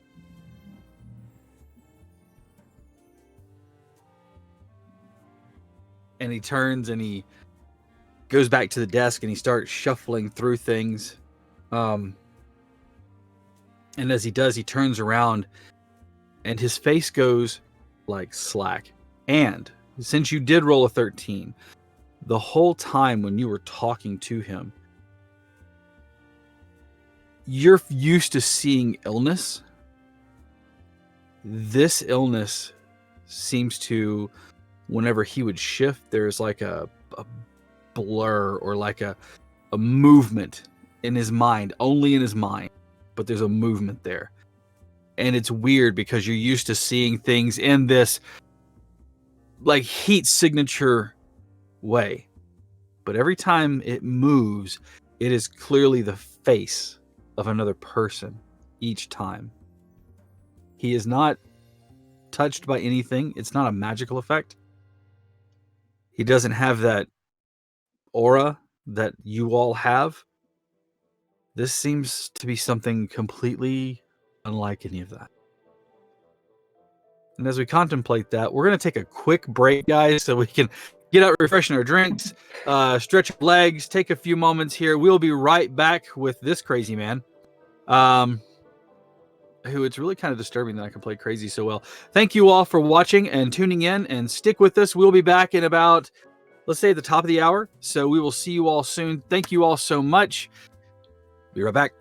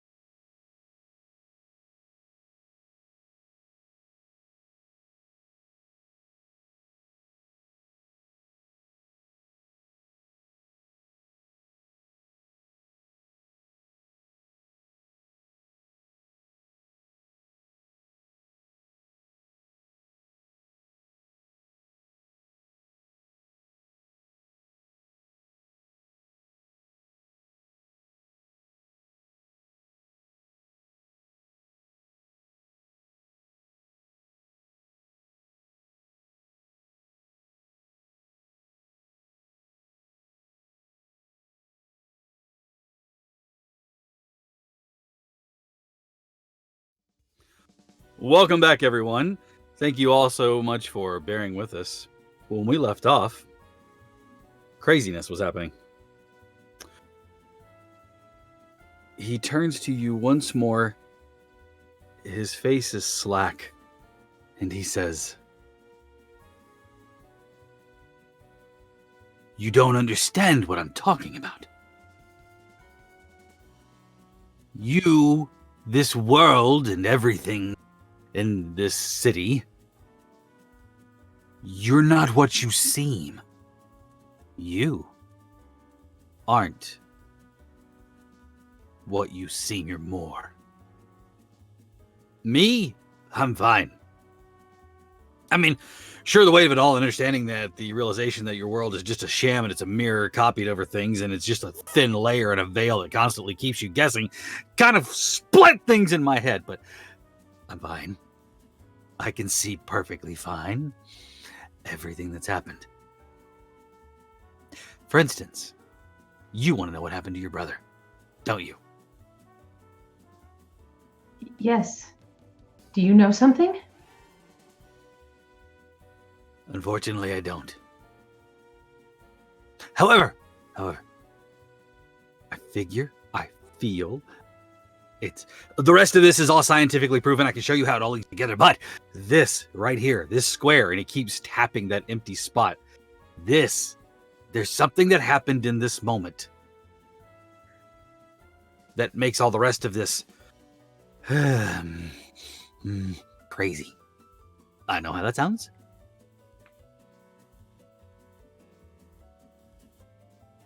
Crazy. But look, and he takes and he actually like slows down for a second. You don't understand any of this, so I'll try to make it simpler. There is a direct course of action from your birth, and he starts tracing down this crazy line of papers where you can see notes that are written quickly, some that are scrawled largely, and he follows it down and he starts to circle around. All of this is a single line. Like the skein of fate has been untouched. There's been no cutting of it and restitching, weaving the loom again. It's all the same. Until here. And he points at the blank spot. Then, and he starts to move through, and on that kind of half of it, or that side of all of this craziness, you don't notice as many red or as many threads that seem to go to pictures of you. There's a couple of them. There's actually one of the new film that's coming out. And it was more like a pre-poster that they kind of handed out at one of the junctions or junkets, and it was just kind of tossed extra. But he says, this right moment here in the timeline of things was about 6 weeks ago, about the time of the big thunderstorm. That wasn't a thunderstorm. I know what it was, but it wasn't a thunderstorm. That is when things changed. So what happened? What happened right after the thunderstorm? What changed? Are you going to bring about the destruction of the city, or are you going to save it? Mr. Indergraff, or Mr. Darling, or Mr. William, whoever you are, all three of you, if you have been following me as closely as you seem to have been doing, then you know, I hope, that I try to be kind and helpful. And I don't know that I can give you any answers about what happened in that storm, because I don't know. But what I can tell you is that I am doing my very best to make a positive difference. He seems to have listened to the first few words and then kind of drifted off somewhere else. Yeah, kind. That's fine. It has nothing to do with this. Who are you What again? is it you want from me? What is it you want from me? I want you to tell me what happened here. And I he keeps don't patting- know. He looks back to the doctor. Who are you again? Mr. This is my Endergraph, friend. You, and I think that I'm looking at the sheet of paper that he has handed Yvonne and seeing the name and thinking about the connection with Midas that we have made. Mm-hmm. Would you mind if we have two friends with us? Would you mind if they came in for a moment? I have a question. I might be able to answer your question, but I think they need to meet you. Well, of course. The more the merrier. I'd love to meet him. Bring him in. Yeah, so I will turn and open the door. Professor Jack, if you wouldn't mind coming in for a moment. Of course. Seems crowded in there. More crowded than you know, actually. 100% need to ask this question. Are you still wearing the bagworm? Oh, of course. Of course. Oh man. I think I would have said bagworm instead of professor, Okay. just because I'm good about code names. I will let that be retcon to the bagworm. And as you walk in, oh, What is that? why is it walking? So Hi, my name's the Bagworm.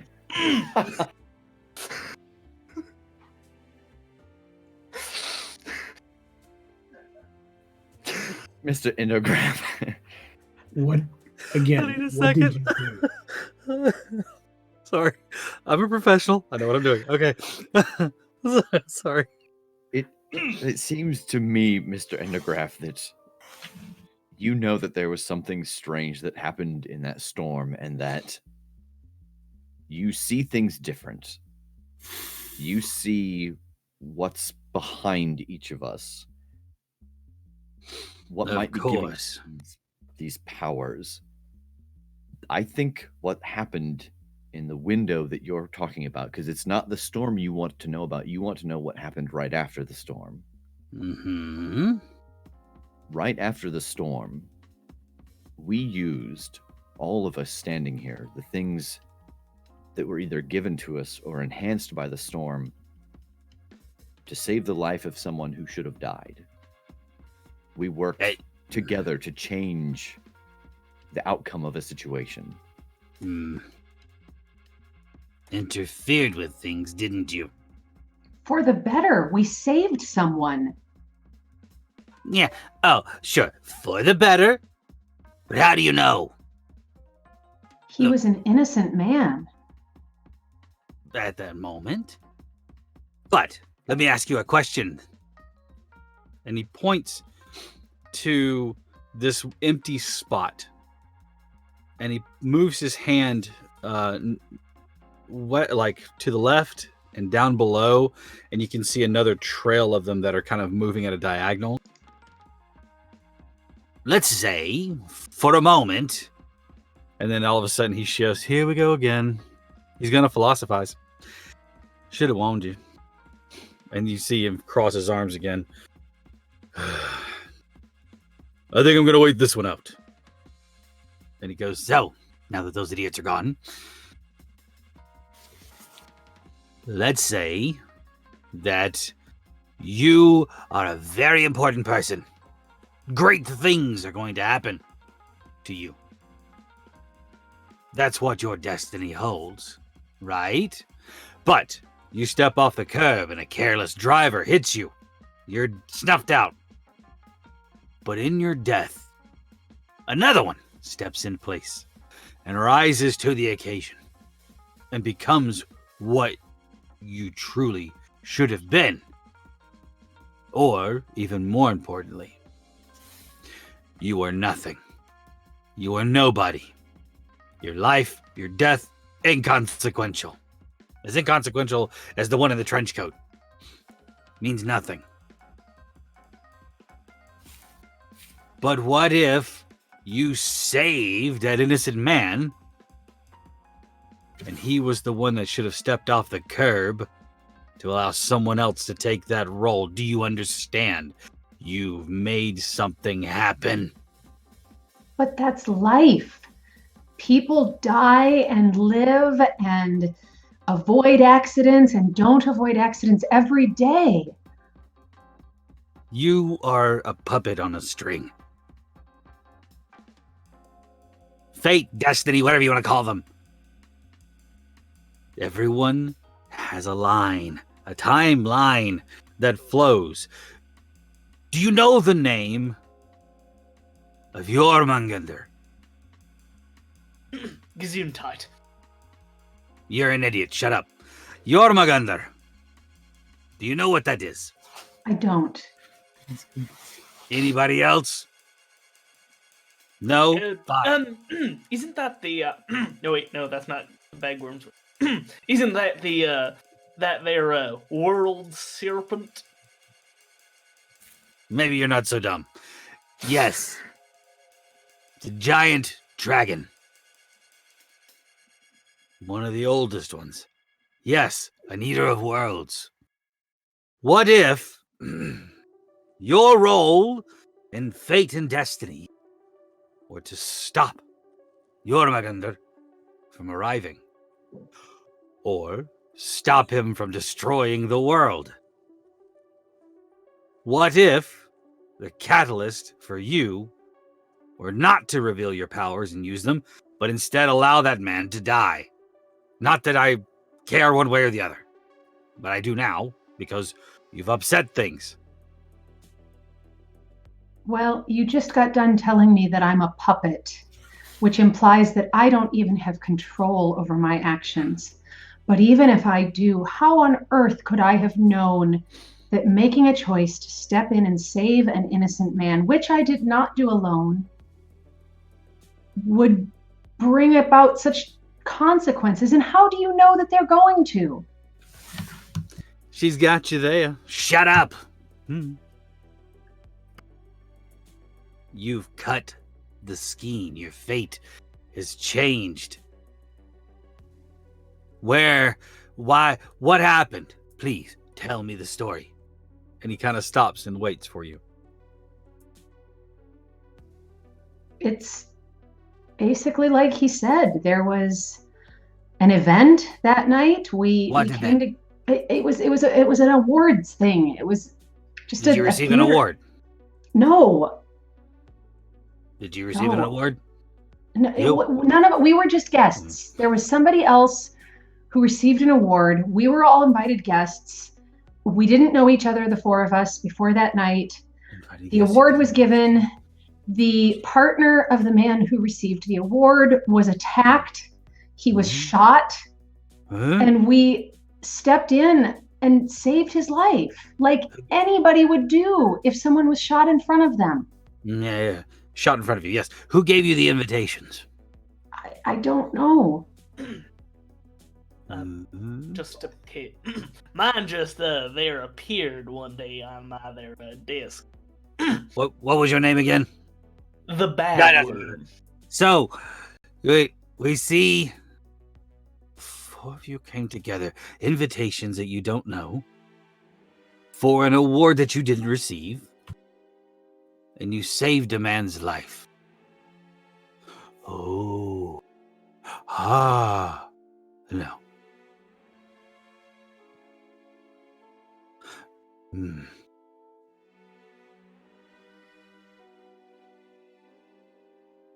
Or he knows already.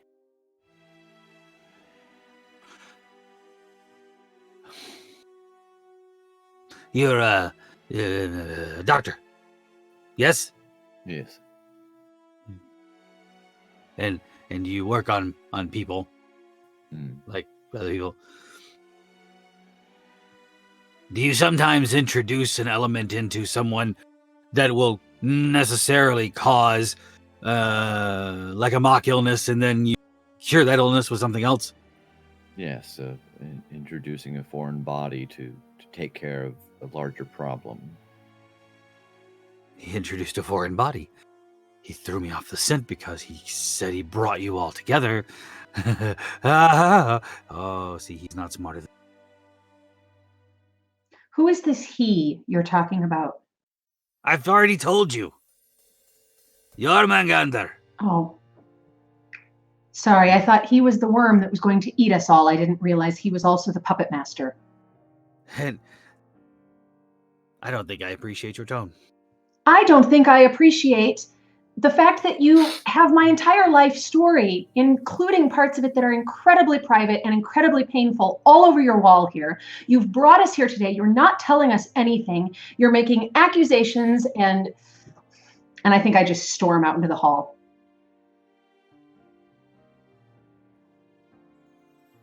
Did she often do that? Not regularly. Right. Mr. Indegraph, if that is your correct name. What's this here end game of this timeline? And he leans against the desk. I will speak softly or slowly and use small words for you. I had worked on a timeline, a series of events that mostly revolved around Yvonne Calloway. They were leading up to a point to where she was going to save the world, but something, I'm going to assume you three, happened, and now I have 3 divergent paths, and I don't know which one it will follow, and I just want her to tell me what she've already told me. You 3 and her, you 4 of you. There's 3. Oh, this is all wrong now. And you watch as he starts raking paper. Avon, outside in the hallway, you can hear the sound of paper being torn off the wall and ripped down. And he tears everything down slowly, with the exception of the end of this trail of paper. As he's doing that, I'm not going to say this in the accent because I'm not good at the accent, but I just say, pop quiz, what do you know about Robert Owens? Just like as quickly as I can get it out. Not like I wait a few seconds after he said that, but I just say, like, try. He looks over his shoulder and goes, "Who?" And then he keeps going on. No one, no one in particular.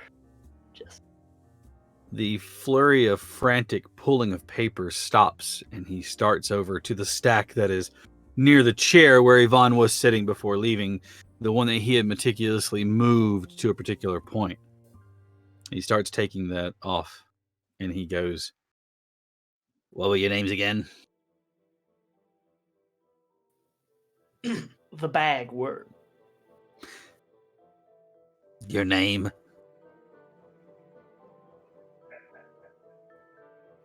Robert Owen. "Thank you." And he starts writing. It does not look anything like the words Robert Owens. It is made with triangles and squares, circles with lines, and all manner of different characters. Hey, Doc. Did you forget to tell him the part about names? Yes, this Mr. Indograph seems to see things slightly different. Mr. Indograph, I thank you again for being so patient with your explanation to us. I want to make sure that we understand this clearly before we go about whatever it is we're going to do. You seem to think that you had plotted a course in which Yvonne would stop the World Eater, and because of our introduction into her life, you think that that purpose may be corrupted and that perhaps the World Eater put us in her path to change her course. He stops writing with this flat but wide wooden pencil, and he sets it down carefully, looks at you and goes, "You're very astute." So, I don't know if yet I've got to write some things and do some more looking, but I don't think he knew what was going on either. As in, I don't know that he understands the outcome of what his actions have taken. But if you can identify who your Maganda is, perhaps you can thwart it. I mean, he's a big worm. You can't miss him. Should be easy to find. I don't think you believe that, considering you've already told me you think that there are bigger things hiding inside of all of us. Yeah, well, again, very astute, this one. Yes, and handsome too. I didn't ask you. And I'm going to actually turn and go out into the hallway to find Yvonne. What was your name again? Dr. Alexander White. You, with the hat. What's your name? I don't know if I trust you enough. Why? Besides, you already called me inconsequential. Not now. Now you have more consequence. Because you tore down your wall? Because You know, there's a metaphor there. Some people have to tear down a wall before people. right. I don't have time for metaphors. What is your name? What is his name? As he looks at the bagworm.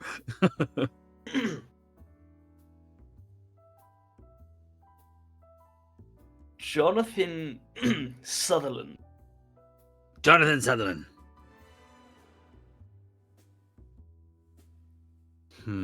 Fine. And he puts it up on the wall, and he starts taking other pieces of paper and making writing.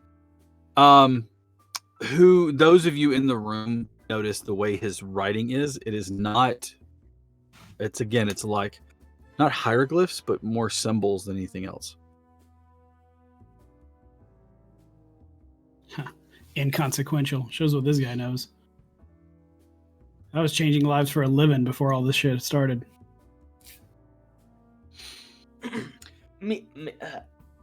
What accent should I use now? Question. I mean, the cat's out of the bag. He knows your name, so. Yeah, fair. Mr. Indograph. This may be an odd question, but how would you like to be under someone's employ? He stops writing, turns and looks at you and goes, Did you just offer me a job? Yes, I suppose I did.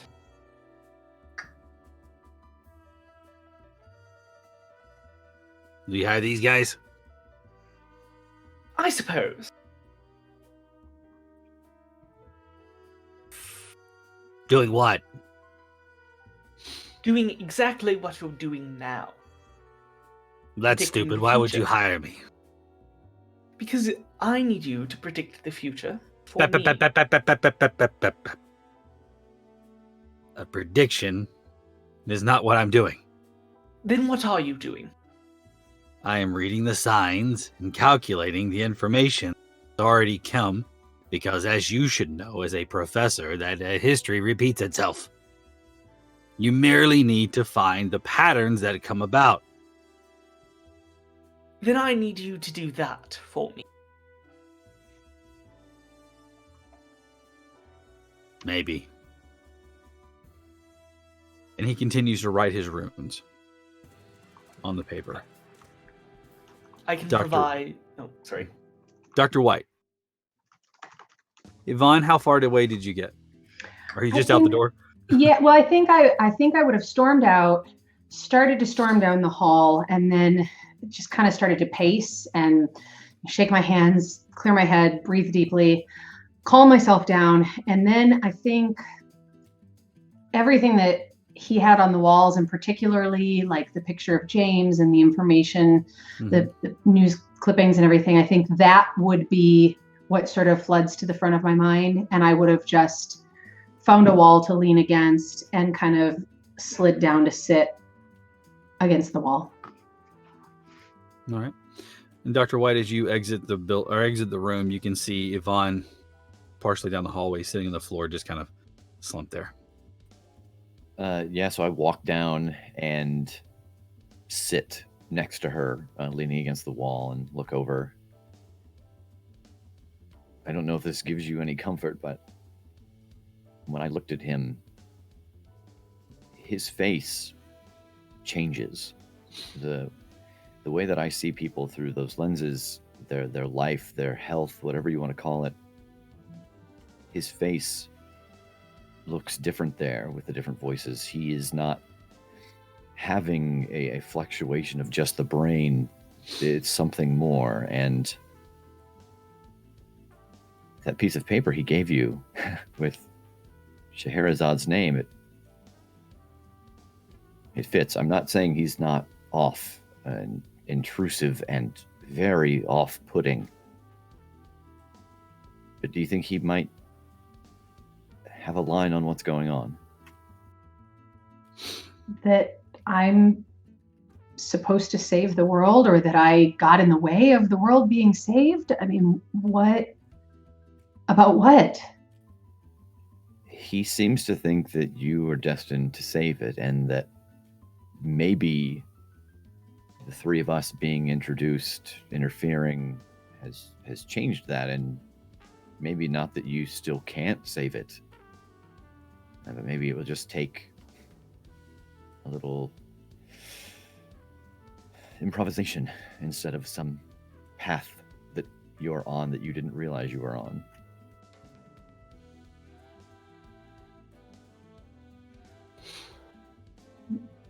What should I do?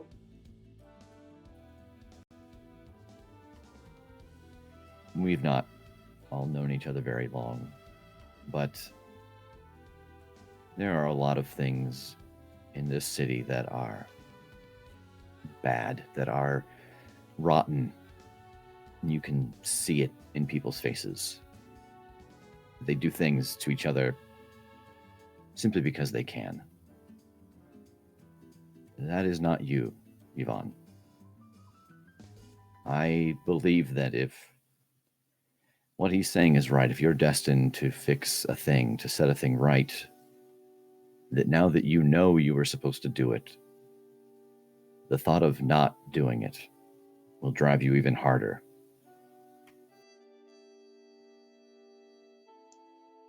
Does he know what I'm supposed to do? I think he's trying to work that out. He said there are a couple divergent paths, that maybe there are different things that could happen, key events. He seems to think it's some kind of math equation or something.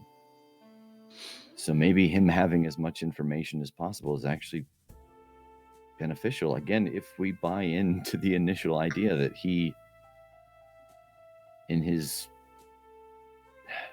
multiple forms, his multiple minds, his seeing the world a little differently, that he is actually seeing your path. I think as he says this, I'm starting to think back over everything he said when I was in the room.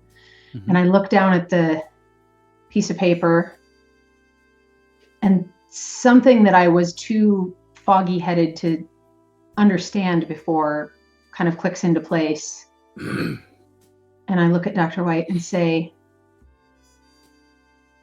we met someone that seemed to have,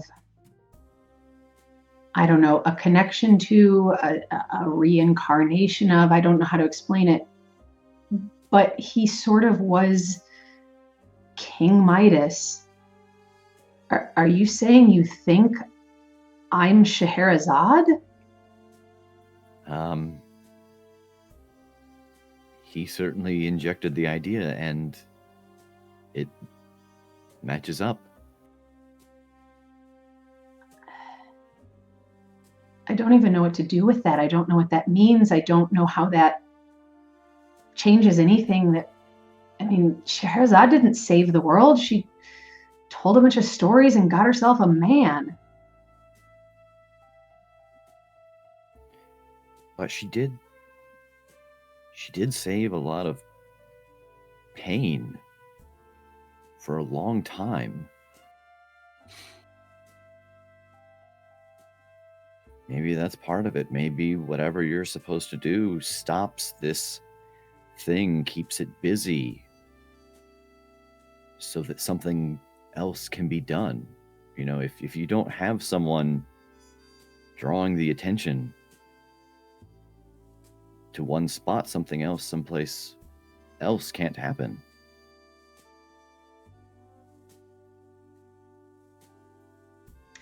And I think I stand up very abruptly and hold my hand out to him and say, let's go back in there and see what else he knows. All right. And I'll join her. All right. As you make your way back into the room, you can see that he has taken and written quickly, and now there's a stack of papers forming beside the stack that he's writing on. And he is again muttering to himself over and over and over again about, oh, there's a new line, now there's a new line, new line. Ah, Dr. White. I remembered. Your friend Jonathan Sutherland doesn't seem to think he's consequential now that I've called him inconsequential. And he continues to write in more runes and stuff like that. This may come up in just a moment, but let me ask you, what would happen if you had, say, a wrong number, and I look at Jack in your math equation, if, say, it was supposed to be a 16 and it was a 19, or it's supposed to be a Tuesday and it was a Thursday? Why would you say something so disheartening?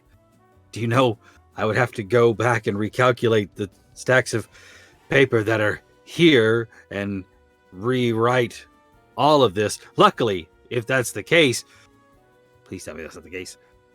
It's still early on, so I can fix this. Yes, let's pause this for a moment and continue the conversation. You can return to that once we all kind of agree on a plan of action, perhaps. All right. I would just hate for you to go on with improper information. It may throw off the track you're trying to go down. Fine. What do you have? What do you propose? I think that we have to I think that we have to decide, and I'm actually looking at the rest of us and not him, if we think this is something that's not just a hallucination.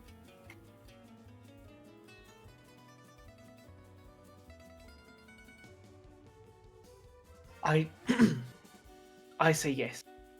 It is not a hallucination. He knew I was a professor under this face.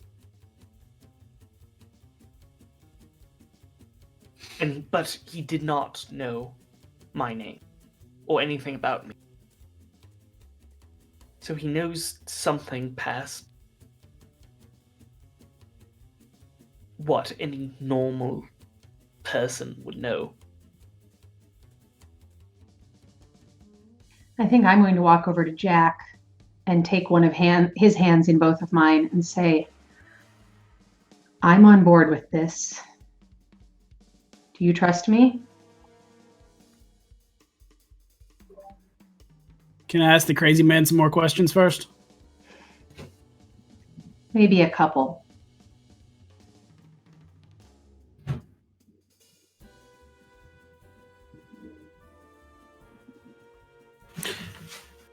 Hey, crazy guy. Yes. Although I take umbrage to that. Take it wherever you want. I've Where never do I been to start? Crete.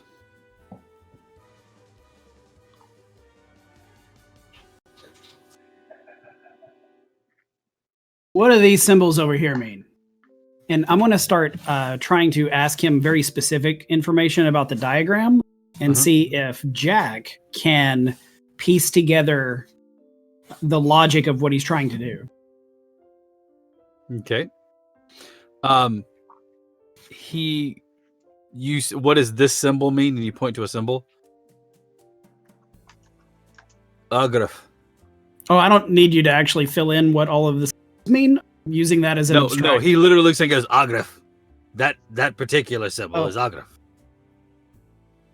Do none of you speak or understand runic? No. At least I don't. Sorry, I must have missed that class at the Y. Now you see why it's tough living up here.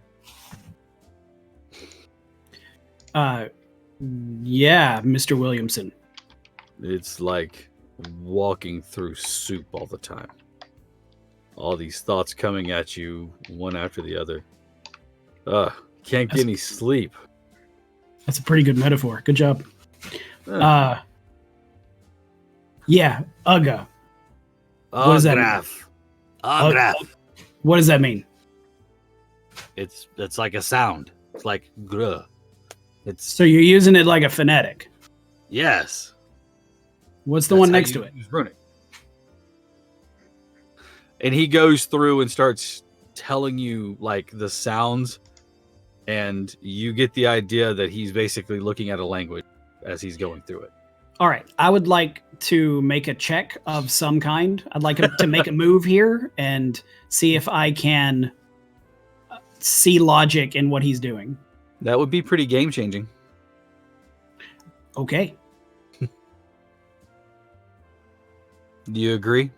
Yeah. I think that this would change the game. I think so. So let's see what Jack can do by changing the game.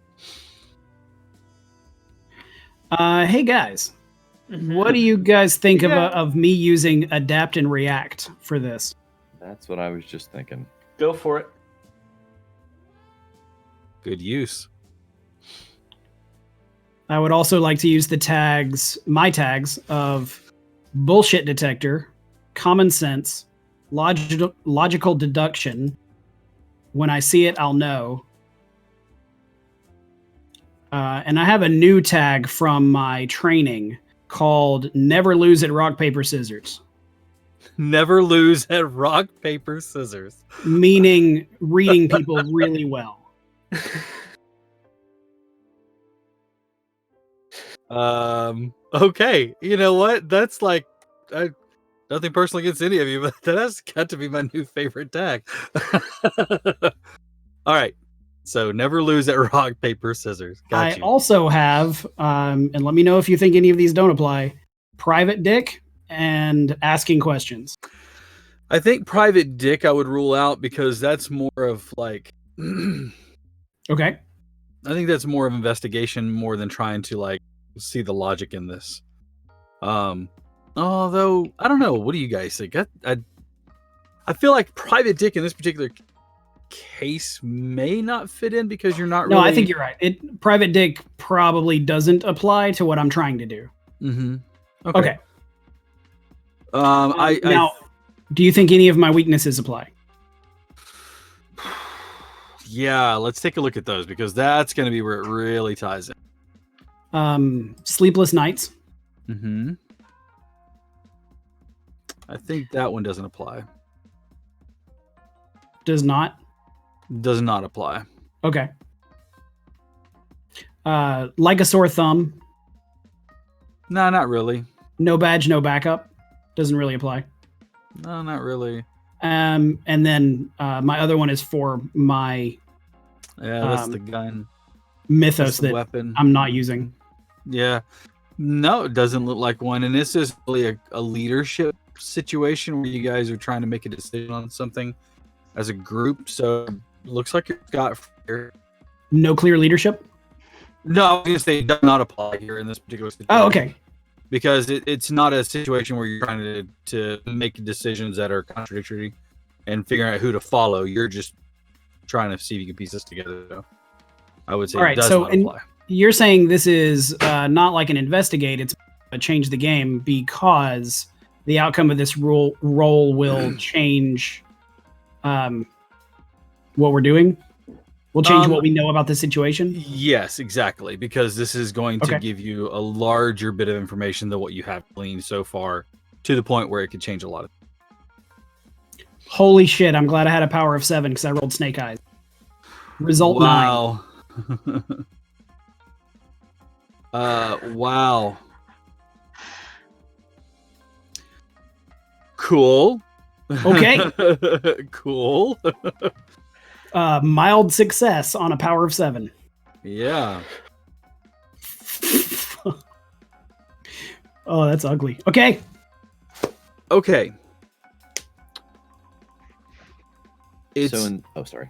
go ahead. I was Please. just wondering. So in this case, maybe is the story tag that you're wanting to create like read the signs or something like that? Some tag that you Yes. can use to read these runes if we come across them again. Yep, absolutely. That is a fantastic tag. I like it. So read the runes. All right. There's a story tag. Yes. Making a note of that. We'll get into that. Looking at it, you can piece it together. It's you don't know the language, but talking to him, you kind of understand how things are put together, repeating symbols and signs. You pick up quickly on the idea that this is telling a story. It's a repeating story.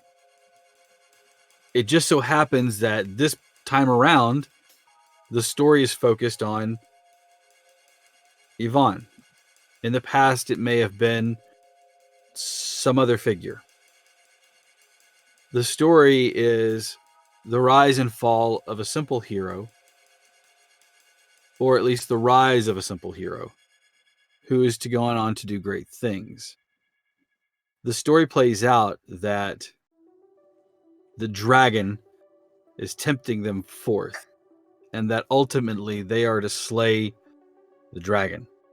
However, it gets to be like word soup or word salad right above the empty spot that he had been indicating, showing you the uncertainty of any future, how the story unfolds. The papers that he had torn down are in too jumbled of a mess for you to try to assemble them in any way that seems coherent other than to the broken mind of this man. But I can clearly see that there's a pattern and that it is repeating and it matches what he's been trying to tell us. Yes, More or less. for the most part. All right. So after I talked to this guy for a few minutes, probably a lot more than a few minutes, I'm going to turn back to Yvonne and okay. He's not crazy. Well, he's still crazy, but he's not imagining this. So you're in? Yeah, I'm in. Hell, a few more minutes and I think I could read this. That's impressive. You want to give him the missing piece of his equation? Hey, Indigraph. Yeah, that's not my name. My name is Jack Kasich. Not John Sutherland. No. I don't know who that is. That does change things. He Only looks, for that path. He looks pointedly, though, at Robert. Takes staring all at the the wall. papers, holds them at you, and then just throws them on the ground angrily. I'm just not making eye contact. You're not a nice person. And he starts writing all over again. And he starts writing the names down again, and then he puts that piece up in the blank spot. The one above it that was word soup or just a word salad, he takes that one down, and then he starts looking at things. He puts a push pin. You don't know where. Opens the drawer, grabs a push pin, and puts it into the middle of the paper where he wrote all 4 of your names. Circles it and links it to Yvonne, and then he looks at all of you and goes, "You may go. I have certain things to do." Yeah, you look like you're gonna be busy. And he sits down and he starts scribbling again. Mr. Indigra, What? how would you like a change of scenery? That's the word. Scenery. This does just fine for my needs, thank you. Well, you see, as a part of the offer of hiring you, you would also be given lodgings and all the supplies, within reason, you need to complete your work.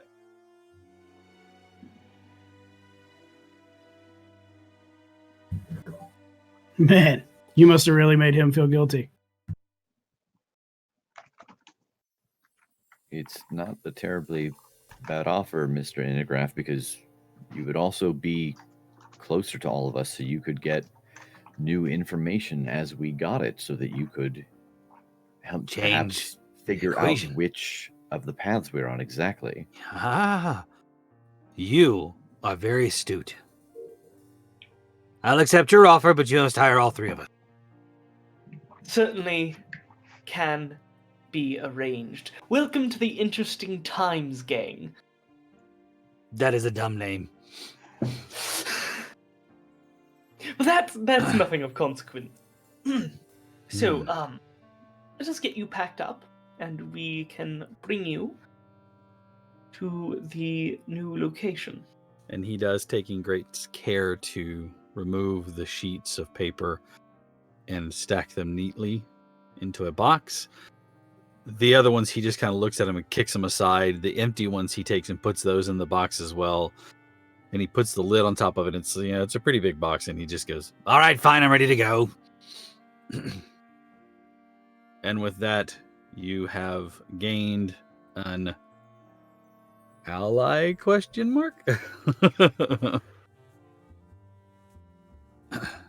As you are walking back towards the car,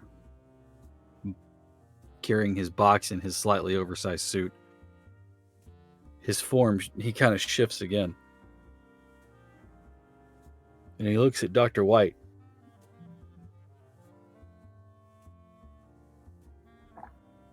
I'm a broken man. And you're a doctor, right? Yes. Anything you can do about that? I can certainly try. I don't know the extent. Do you know what happened to you? What caused this divergence in your mind, in your person? This is not something just in your mind. I can see it in your life force when it happens. To be honest with you, I'm not sure. Well, maybe if we get things back on track, if things are flowing the way they should again, maybe that will do it. Maybe so. And with that, you all pack up. And are you going to Owens? I think so. Where are you taking him?